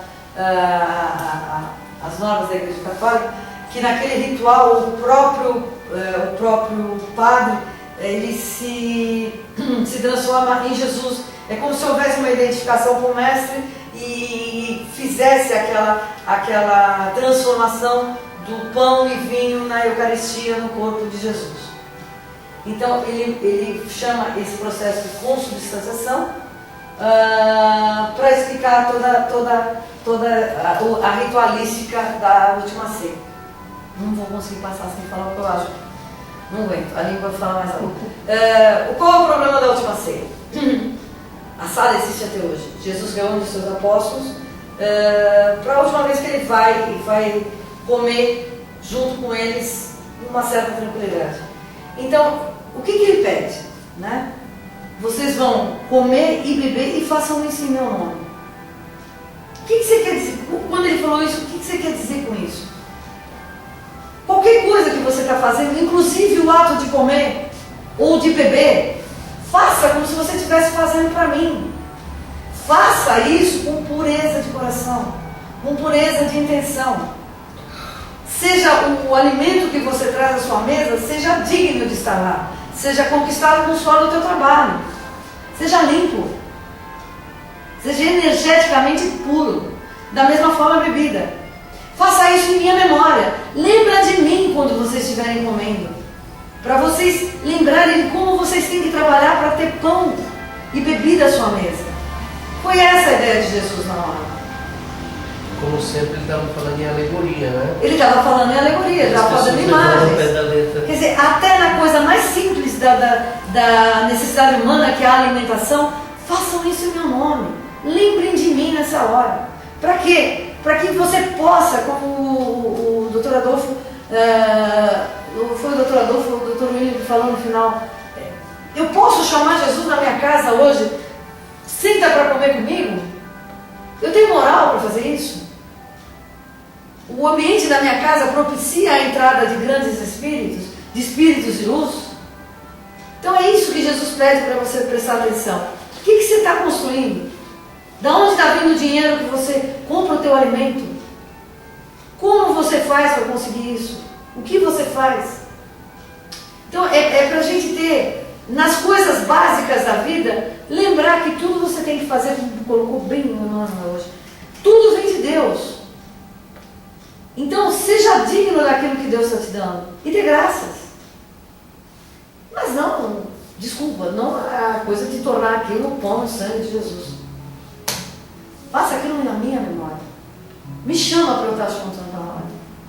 Né? Porque se você consegue, né?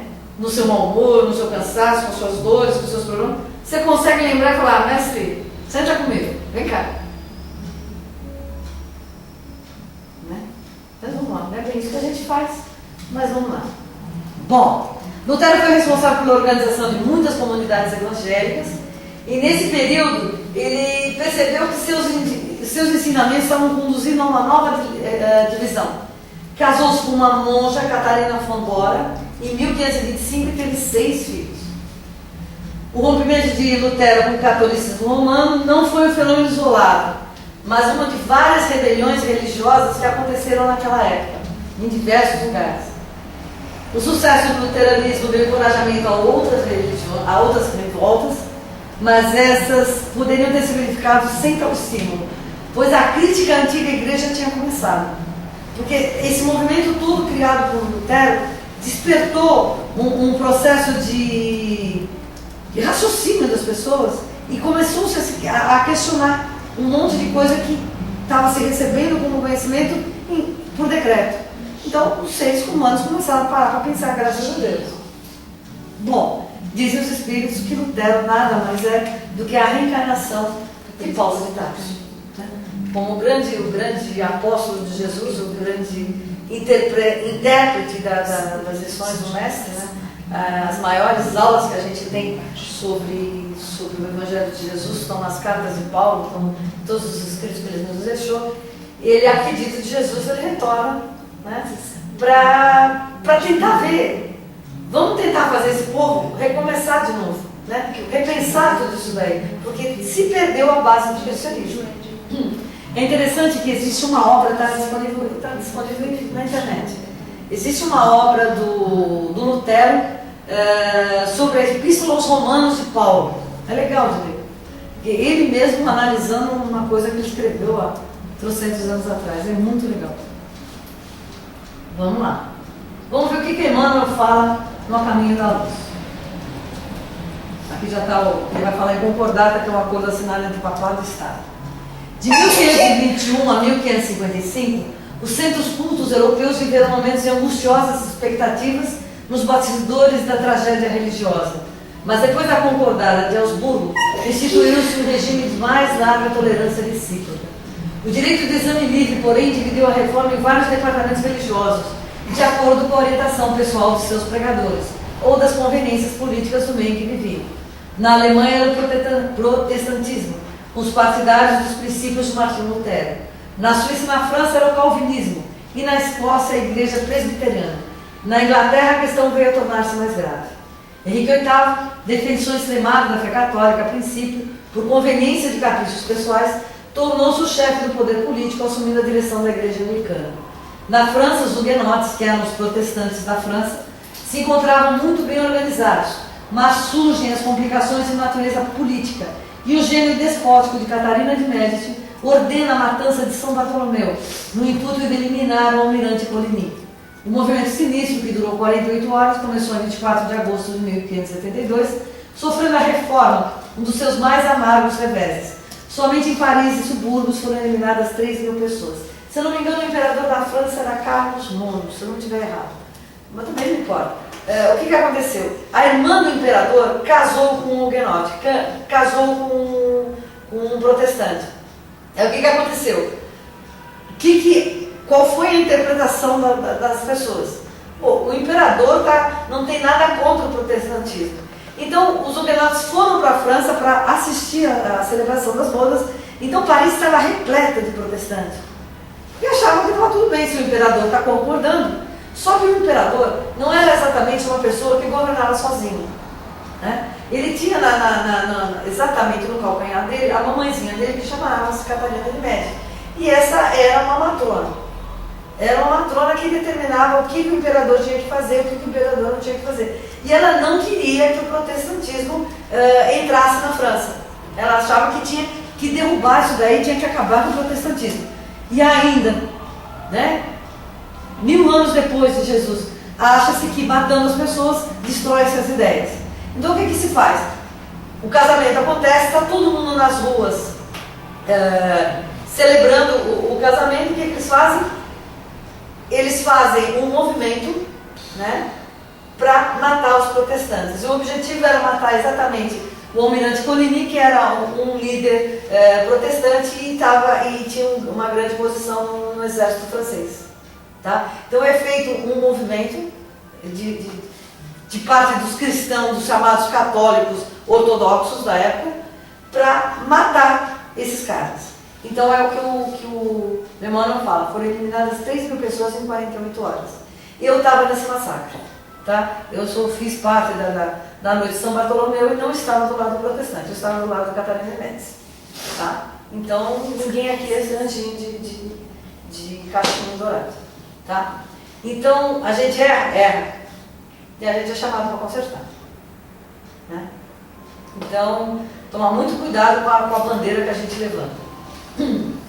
Bom, continuando. Os mensageiros do Cristo deploram tão dolorosos acontecimentos, trabalhando por despertar a consciência geral, arrancando-a daquela alucinação de morticínio e sangue.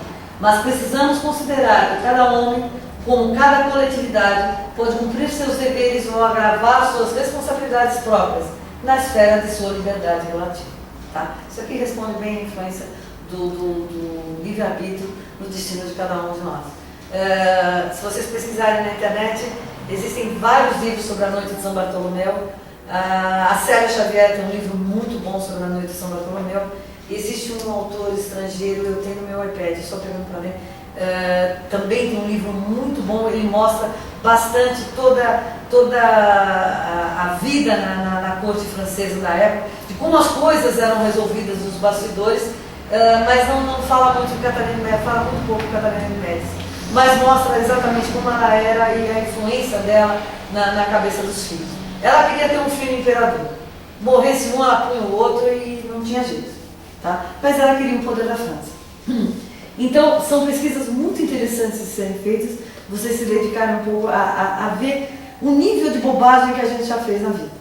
Né? Tudo em nome de Deus, né? Em nome de Deus, né? Tem que botar isso entre aspas. Deus nunca pediu pra gente matar ninguém. Isso aqui tá dando tudo errado, viu, senhor? Toda hora cai a internet. Eu acho que a gente teria que contratar um japonês. Eu também acho. Vamos lá, a garantia maior, né? Vamos lá. A Igreja Católica Romana foi abalada em seus fundamentos com essa revolta iniciada por Lutero. Depois a gente vai ver que surge Zwinglio e Calvino. Quem era Zwinglio? Ulrico Zwinglio, alemão, não consigo ler essas palavras todas, que nasceu em 1484 e vai morrer em outubro de 1531. Foi teólogo suíço, principal líder da reforma protestante suíça e fundador das igrejas reformadas na Suíça. Então começa toda uma interpretação do Zwinglio na Suíça sobre todo o luteranismo.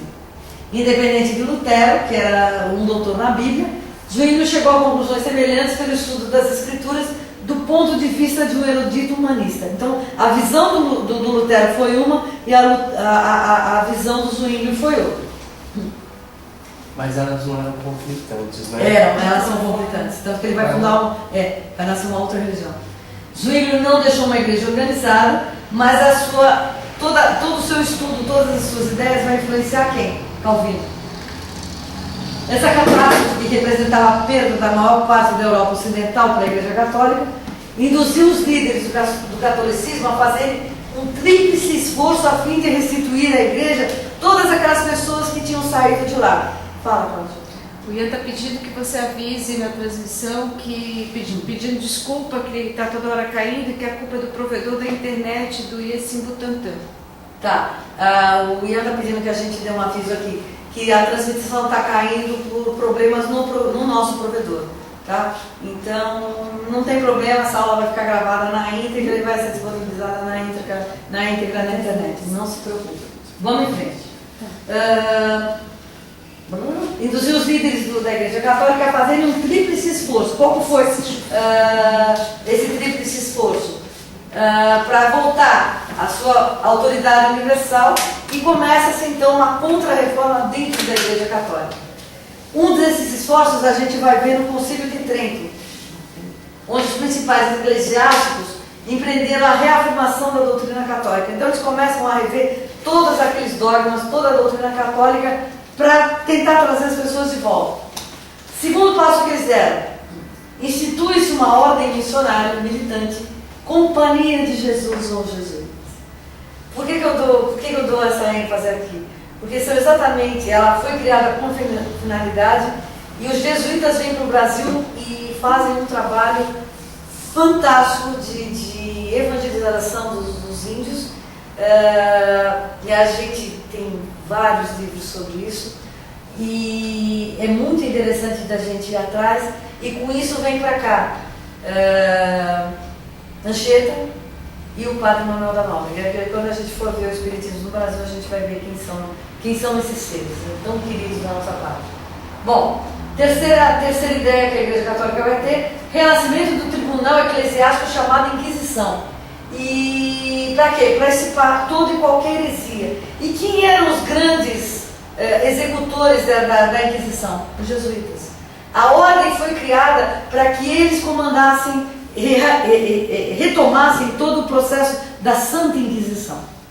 E de santa nunca teve nada. Bom, o Concílio de Trento reuniu-se em 1545, convocado pelo Papa Paulo III, para examinar meios e modos de combater o protestantismo. Gente, não tem que combater nada, tem que simplesmente deixa seguir suas ideias. Vai ajudar, vai pregar a palavra de Jesus, vai ajudar quem tem necessidade. Não fica preocupado, que nem existia preocupação na época, qual é o nível de pessoas que frequentam a tua igreja, né? Então tem que ser de um padrão econômico razoável, porque as doações são maiores. É interessante, eu não lembro o nome do livro, eu pego para a próxima aula, não pego, está com a Esma. O padre que foi responsável pela elaboração da sentença de morte de Joana d'Arc, ele depois vai trabalhar, ele entra no grupo da Inquisição e acaba fazendo a sentença de morte de Joana d'Arc. E depois, quando ele desencarna, ele vai exatamente voltar como um índio. Eles dão poucos nomes no livro, para você não chegar na identidade. Mas a história toda desemboca na chegada dos jesuítas no Brasil. Então foi ele que ensinou aos jesuítas a língua tupi-guarani, para que começasse a conversação entre os índios e os jesuítas. É muito bacana de ver. Olha o trabalho que ele teve que fazer depois que ele desencarnou, né? Por ter sido o executor de Joana. Bom, nesse Concílio de Trento, a famosa criação do índice de livros proibidos. Ai, bicho, tem que perguntar para o Laércio. Eu não lembro mais. Eu li, mas eu não lembro o nome do livro. Bicho, é bem bug-bug, né? Não, é bem Roberto Carlos. Bicho é bem Roberto Carlos. Bom, então começou a sair uma lista de livros que seriam terminantemente proibidos pela Igreja Católica, que os cristãos fossem ler, né? Os católicos não podiam ler determinados livros. E olha que loucura. Um exemplo bem banal.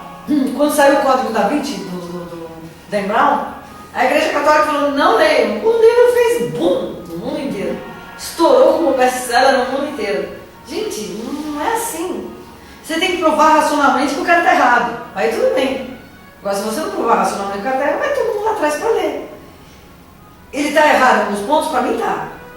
mas tem muita coisa ali atrás que ele tem base histórica. Eu fui atrás de professores de história para conversar sobre Dan Brown. Falei, escuta, esse cara não cheirou alguma coisa, alucinou, qual é? Ele falou, não, toda a bibliografia que ele coloca é uma bibliografia seríssima e muito boa de ler. E realmente existe o livro, A Linhagem do Santo Grau, que é um dos principais livros que ele desenvolve, os 2 primeiros livros, que desenrola todo no Vaticano. Todo o conhecimento está ali. E são livros é um livro com base histórica, com base em documentos, né? Que falam do possível relacionamento de Jesus com Madalena. Mas isso pouco importa no desenvolvimento das ideias. Bom, esse concílio foi encarregado de 3 tarefas. Resolver as disputas doutrinárias envolvidas... Não, pera um pouquinho. É o concílio. Resolver as disputas doutrinárias envolvidas na divergência de católicos e protestantes, varrer os abusos morais e administrativos dentro da própria igreja, isso nós estamos tentando fazer até hoje, Santo Papa Francisco, e organizar uma nova cruzada contra os muçulmanos, na esperança de que isso traria as pessoas para dentro da igreja novamente. Veja só, uma nova cruzada, quer dizer, você sai, desenha a cruz no teu escudo e sai em nome de Deus matando para que as pessoas voltem para a igreja. Não dá para entender uma coisa dessa. O nível de selvageria é tão O grande nível de que selvageria... nunca foi um embate de ideias, e sim um confronto armado, né? Sim, um confronto armado, nunca foi embate de Não se ideias. vence pelo diálogo. Em nenhum momento da história da humanidade não é um embate de ideias, Não. e sim um confronto. Não se senta para conversar racionalmente para ver quem tem razão. É assim, sempre que a gente discorda, a tendência da pessoa que você discorda é se ofender e te agredir. Exato. Nunca é, puxa, obrigado por você duvidar ou Tem me me feito questionar, pensar, né? Tem me feito pensar. Mas é próprio Da humanidade. Bom, o concílio sofreu muitas altercações e intrigas entre os membros e realizou uma reafirmação defensiva dos dogmas da igreja. Manteve a supremacia papal, suprimiu a venda e a concessão das indulgências, porque ninguém comprava mais mesmo, e proibiu os membros do clero de possuírem mais de uma fonte de renda. Gente, por que o padre não pode trabalhar? Alguém pode me explicar? Eu não sei. Como um movimento intelectual religioso, a revolta protestante contra a Igreja Católica e a reação católica a ela, tomadas em conjunto, têm que ser consideradas como um dos maiores movimentos religiosos e ideológicos da história do homem. Porque é uma mudança total na forma de pensar, né? E isso é fundamental. Essa revolução religiosa foi também uma reação contra o autoritarismo religioso, em nome de um individualismo centralizado, em torno da relação entre os seres humanos e Deus. Quer dizer, o que estava se discutindo era exatamente como eu vou me relacionar com o meu Deus. Quer dizer, a Igreja Católica prega de uma maneira, o protestantismo vem e questiona tudo aquilo, né? E a gente começa a tentar voltar à origem do pensamento religioso de Jesus. Apesar do autoritarismo corporativo que se imiscuiu em tantas das próprias seitas protestantes, esse acontecimento vai inaugurar o início da era moderna, com o individualismo religioso, de tolerância na religião, que tem inspirado muitos outros campos de pensamento. Então é uma grande mudança na história da humanidade. Começa a se respeitar as diferenças religiosas. Então não adiantou mandar cruzada, não adiantou criar os jesuítas, nada disso adiantou para que as ideias morressem, né? O movimento continua. Vamos lá. Visando reforçar o movimento da igreja, né? E o poder sobre os fiéis e os estados, Papa Paulo III, 1540, entrega a Inácio de Loyola a organização da Companhia de Jesus. Inácio de Loyola é um grande ser, deixa uma obra fantástica do pensamento cristão para a gente estudar. Essa nova ordem com poderes ilimitados, desprezando a área de atuação dos bispos, passou a operar como um verdadeiro organismo policialesco, porque eles ficavam vendo, era a Idade Média voltando, né? Era a Inquisição voltando. Eles ficavam procurando quem é que não estava seguindo toda a dogmática da Igreja Católica e punham em julgamento.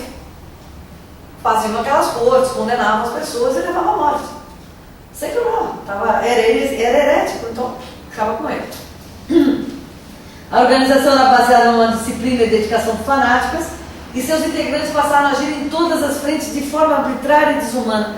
Porque veja, onde acontecia, eles eram deslocados para estudar e propor as saídas. É o que acontece com o Joana d'Arc. Então o jesuíta vai lá e vai estudar toda a situação e começa a procurar onde estão os furos dentro da doutrina da igreja, mas dentro da doutrina da igreja, como aquele cara compreende a doutrina. Então é a visão daquela pessoa dos fatos que estão acontecendo. E é aquela visão unipessoal que vai determinar se o cara é condenado ou não, se o cara é herege ou não. Então daí se faz as maiores barbaridades que o planeta vai assistir. Bom, a companhia exaltava as penalidades aos hereges como benéfica. Aos filhos dos infiéis aconselhou que denunciassem os pais e os matassem de fome. Isso é loucura. E aos neófitos da ordem, a quem se proibiam os teatros, recomendava-se o suplício das fogueiras como espetáculo santo. Gente, como é que pode ter alguma santidade no ato de eu mandar queimar um irmão meu? Queimar vivo. Que santidade é essa? Bom, nova ordem de perseguições começou a se desenvolver contra os hereges. E herege era todo aquele que não seguia a Igreja Católica.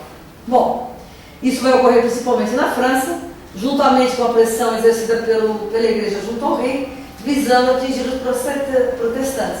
E essa é toda a infraestrutura que levou à noite de São Bartolomeu. Tá? Um pouquinho da história de São Bartolomeu. A história disso aqui é muito grande e é muito interessante. Não tirando a grande contribuição ao cristianismo de Inácio de Loyola, que foi fantástico. Esses tribunais da Inquisição, eles eram formados por padres. Não havia como se defender, né? Eu esqueci a palavra agora. Eles, era assim, era revelia mesmo. Você era considerado herege e você tinha que... Não, você era defendido por um próprio padre da igreja. Então você não tinha um defensor teu, né? Não tinha. Então sempre a ideia era fazer o cara se retratar perante o público. Dizer, olha, não é nada disso, eu cometi perjúrio, enfim, desmentia tudo que o cara pensava para poder ser liberado da fogueira. Era essa a ideia. João Calvino nasceu em 1509 e vai morrer em 1564. Foi um teólogo cristão francês. Lutero escreveu suas teses em 1517, quando Calvino tinha apenas 8 anos. Em 34, ele inicia na França uma tentativa de extensão das ideias de Lutero. Sofreu perseguições, se instalou em Genebra, na Suíça, onde ele consegue implantar um movimento. Depois ele vai partir para a Itália, França, Inglaterra, Holanda e Escócia. E vai pregando a forma dele. Ele retoma as ideias de Lutero, reinterpreta e coloca para essas sociedades. Ele institui a mesma organização, só que ele vai substituir o sacerdote pelo pastor na direção do culto. Então, no luteranismo nós temos sacerdotes e no calvinismo a gente vai ter a figura do pastor. Adotou os mesmos princípios do Lutero, mas ele foi mais radical na forma de torná-los executáveis. No documento da instituição da sua religião, olha o que ele diz. A salvação é pela fé, conseguida não pelos fiéis, mas sim concedida por Deus a seus eleitos. Deus não elege ninguém. Primeira parte. Você que se elege, você que se transforma para voltar para perto do Pai. Deus não elege ninguém. Deus não elegeu Jesus, Deus não elegeu Maria, Deus não elegeu José. Não. São todos trabalhadores do Cristo que aceitaram assumir determinadas funções. Ele não elegeu ninguém. Crença baseada nas Escrituras com supressão da missa. Então, no calvinismo a gente não vai ter a celebração da missa. Presença de Jesus na Eucaristia, igreja sem imagens e manutenção do batismo, não manteve o celibato para os pastores. Então, os pastores também podem casar. Predestinação absoluta fixada por Deus antes do nascimento. Isso é um pouco de loucura também. Ou seja, livre-arbítrio, você pica e joga fora. Você não pode tomar as suas decisões na vida. Você toma assim só. Quando já seria estabelecida a salvação ou condenação ao inferno. Então você já nasce predestinado a ser bom, a ser mau, a virar anjo, a virar demônio. Isso não existe. Os desígnios de Deus são impenetráveis. Não são. Para isso ele nos deu a razão. Para isso ele vem incansavelmente mandando signatários dele encarnando e mostrando várias coisas para a gente ir abrindo a cabeça aos poucos e vendo o tamanho do nosso Deus. Criou o consistório, que era um conselho formado por calvinistas, 12 anciãos, formando uma espécie de parlamento que decretava os hereges, fazia excomunhão, desterrava e condenava a morte pela fogueira. Então aqui começou a bobagem do calvinismo. Copia a parte certa, gente, não copia a parte errada.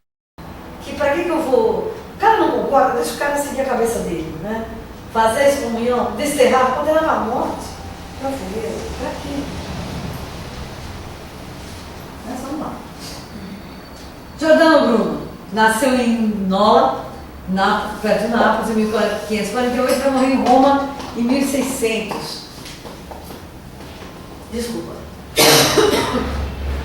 Foi discípulo do filósofo Francesco Patrício, membro da Academia Florentina, ingressou na Ordem dos Pregadores aos 17 anos de idade e lá permaneceu por 10 anos, chegando a ser ordenado sacerdote e recebeu o grau de doutor em teologia em 1575.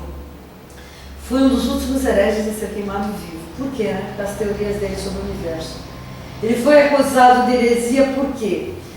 Não, embaixo. Primeiro, ele foi acusado de heresia, deixou a ordem, se refugiou no norte da Itália e passou a dar aula. E foi sempre perseguido. Vai para a Suíça, onde se converte ao calvinismo, para depois abandoná-lo também. Vai para a Inglaterra, França, Alemanha e volta a Veneza em 1592 para morrer. Bruno defende a infinidade do universo. Infinitude do universo. Infinidade forte. Como um conjunto dinâmico que se transforma continuamente. Gente, nós estamos no início do século XVI. Nós não estamos falando... Kardec está ainda 200 anos para nascer. Ali a ideia ainda da Terra redonda estava tudo começando, né? O cara veio com uma teoria infinitude do universo, que ele é um conjunto dinâmico que se transforma continuamente, do inferior ao superior, ou seja, do micro ao macro, e vice-versa, num movimento constante, por ser tudo uma só e mesma coisa, como manifestação da vida infinita e inesgotável. O cara teve essa ideia no início do século XVI. Olha que coisa bacana. Lógico que é coisa do concurso. Sônia, isso você já é iluminismo, não? Ainda não. O iluminismo é um pouco mais para frente. Mas é o pontapé inicial, né? Começam as ideias do iluminismo, né? Como o universo, também Deus é infinito, sendo-lhe imanente e transcendente ao mesmo tempo, sem nenhuma contradição, pois os opostos acabam por coincidir no infinito. Para o Bruno, o universo é uma coisa viva, todo ele regido por uma mesma lei, sendo Deus a mônada das mônadas, espécie de átomos orgânicos e viventes. Ou seja, como a gente é criado a imagem e semelhança de Deus e a gente tem a centelha divina, Deus seria o grande ser que, mesmo que você juntando todos os seres criados, não daria a ele. Então é essa a ideia de mônada das mônadas, que compõe o organismo do mundo. Deus está presente por toda parte com um poder infinito, sabedoria e amor, cabendo aos homens adorar toda essa infinitude com entusiasmo, numa unidade de crenças religiosas, além de qualquer dogma positivo. Um lógico de Giordano Bruno vai fazer parte daquela lista dos livros do Vaticano que são proibidos de leitura. Defendia a reencarnação e discordava da Santíssima Trindade. Só uma nota. Essa lista vai deixar de existir efetivamente apenas com João Paulo II. Essa lista some por decreto, mas aí vai existir uma secretaria do Vaticano dizendo, olha, esse livro pode, aquele não pode, esse livro pode, aquele não pode. Isso acabou apenas com João Paulo II. Olha, um papado que a gente assistiu inteiro. Centro do Vaticano. Mas e o Dan Brown? O que tem? Não, a lista já não existia mais. A igreja simplesmente não o ato institucional do recomendou. Não recomendava, essa é a palavra. Não recomendava a leitura dos livros do Dan Brown. Vamos lá. Esse aqui eu gosto também. Henrique VIII. Enquanto o protestantismo começava na Europa, né? Ele era rei da Inglaterra e passou a aceitar a reforma após o Papa negar o seu pedido de anulação do seu casamento. Aqui tem dois filmes, A Outra e Elizabeth I, que também é muito interessante para vocês verem os costumes da época. O que é A Outra? Henrique VIII tinha uma esposa que dava à luz só meninas, né? Se nasceu um menino, morreu em seguida. E E ela naquela época, achava-se que a mulher é que era responsável pela determinação do sexo. Então, se não vinha menino, o rei ficava enlouquecido, porque ele precisava de um herdeiro do trono. Então, o que começava a acontecer? Começava a se arrumar amantes para o rei, para que tivesse um filho homem. E nisso, são trazidas, vem uma família do interior, porque o tio frequentava a corte, o irmão vem com as filhas são muito bonitas, e o Henrique VIII se engraça por uma. Não lembro mais exatamente. Essa uma, tem uma hora, ela é muito, muito astuta, muito... Bateu, levou, e o Henrique VIII fica meio irritado com ela e deixa ela meio de lado e se engraça com a irmã. E tem um caso com a irmã tem um filho dele. Bom, aí começa um enrosco desgraçado. Porque ela tem um filho dele, mas ele não pode reconhecer porque a mulher ainda está viva. Mas aí, enquanto essa irmã está se recuperando do parto, ele volta a se engraçar com a irmã dele, com a irmã dela. Só as irmãs Bolena, né? Volta a se engraçar com a primeira. Só que a primeira é mais astuta. Você quer ter um caso comigo? Então eu só casando. Aí ele vai atrás do Papa e tenta anular o casamento dele. Fala, não quero anular o casamento, cara, já teve filho, tudo bem, morreu, mas já teve filho, já conviveu, não vai anular. Aí o cara, no estertor, porque ele quer a menina, no estertor ele dá um berro, pega a ideia do protestantismo. Você não quer me dar o divórcio? Legal, eu crio uma nova igreja. Está criado anglicano. Tá? Então, para reconhecer e anular o primeiro casamento dele, para ele poder casar com a Ana Morena, ele cria a igreja anglicana. Se casa com ela, ela tem uma filha, que é a Elizabeth I, que depois vira rainha, é criada como bastarda, e tem uma série de intrigas aí no meio.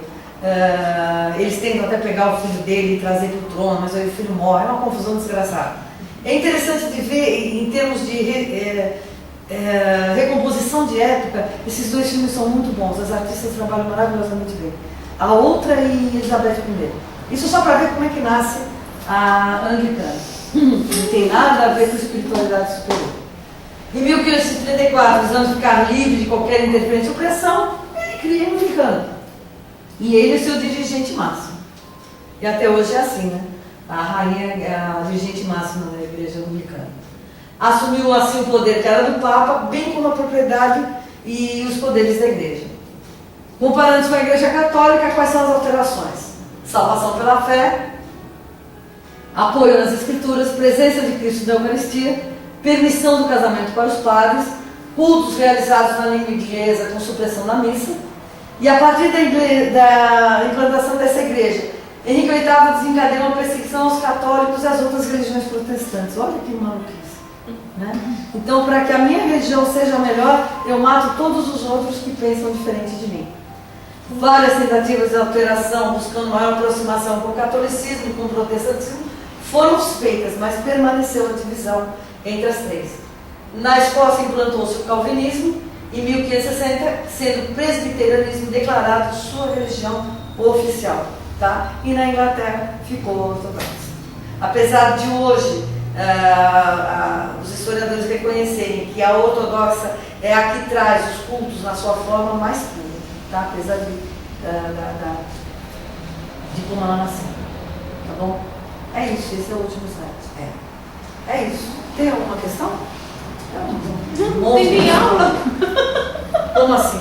Bom, tá. Depois a gente Eu acho. Se nós contratássemos um japonês. Talvez as coisas. A garantia é maior se fosse um japonês. Esse negócio de garantia sou idiota. Então vamos lá.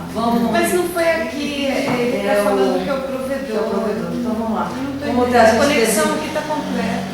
Como a gente está com problema de transmissão, e como também o tempo já deu, vamos agradecer ao mestre por mais essa oportunidade de aprendizado, por mais essa oportunidade de a gente rever a nossa história de uma forma bastante crítica, para ver o que a gente foi capaz de fazer, né? E para que a gente não mais o faça. Então nós estamos aqui numa posição de aprendizado, de determinação a não mais seguir as falsas doutrinas, não mais seguir as falsas bandeiras, e sim seguir a bandeira do Cristo. Seguir a bandeira que Ismael levantou. Deus, Cristo e caridade. É isso que a gente está aqui. Mestre amado, nós te agradecemos por mais essa chance. Agradecemos aos mentores dessa casa, aos nossos mentores individuais, que com muita paciência e muito amor nos ajudam, nos intuem, nos mostram o caminho a ser seguido. Mestre, eu peço a eles, todos, intercessão junto a Ti.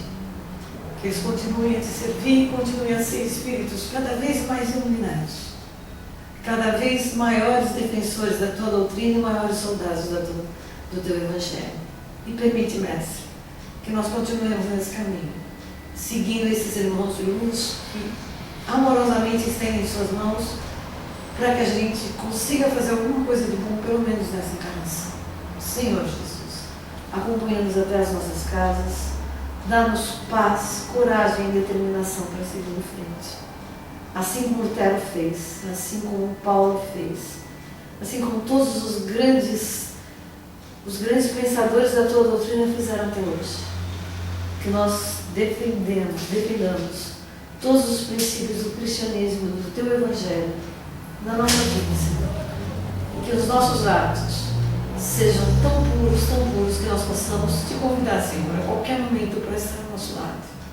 Ser conosco, Mestre, hoje e sempre, com a graça de Deus. Boa noite a todos. Obrigada. Muito bom. O que aconteceu? Olha, nessa oração final, eu voto em você para presidente.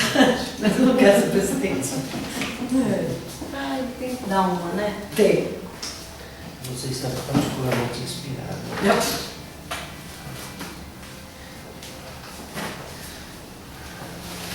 Quem vai dar o que vem? Sou eu. Você estava lá no final, sábado? Você estava aqui dentro no final? Aham.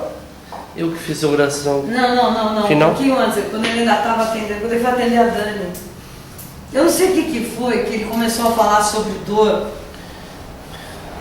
Ah, é. Cara, e eu tava sentado ouvindo o William falar, né? Encostei a cabeça na parede. Ele falou alguma coisa, mas eu pensei um ponto de interrogação. Já foram responder a sua pergunta, eu falei, caramba, eu só pensei. Ah, é verdade.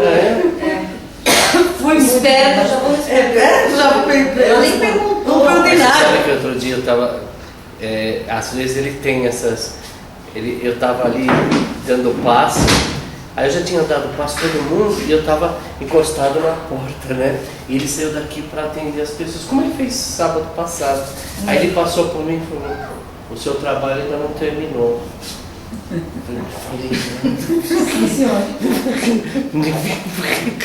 Eu só tava Vamos ajudar lá. porque eu tava querendo já pagar o. Ele tava pensando, ninguém mais vai tomar passe. Ele passou por mim, o seu trabalho não terminou. E eu nem Cara, acho que ele leu que eu tava tentando. mas foi muito engraçado. Falei, Ele meu tem umas Deus, tiradas, né? eu não posso pensar. Posso Peraí, dizer? só um pouquinho. Porque tá Já cheio de coisa aqui. Responde só. Posso desligar aqui? Peraí, pode. Se olhar. Oi. Encheu aqui de aula. Que Instante. isso?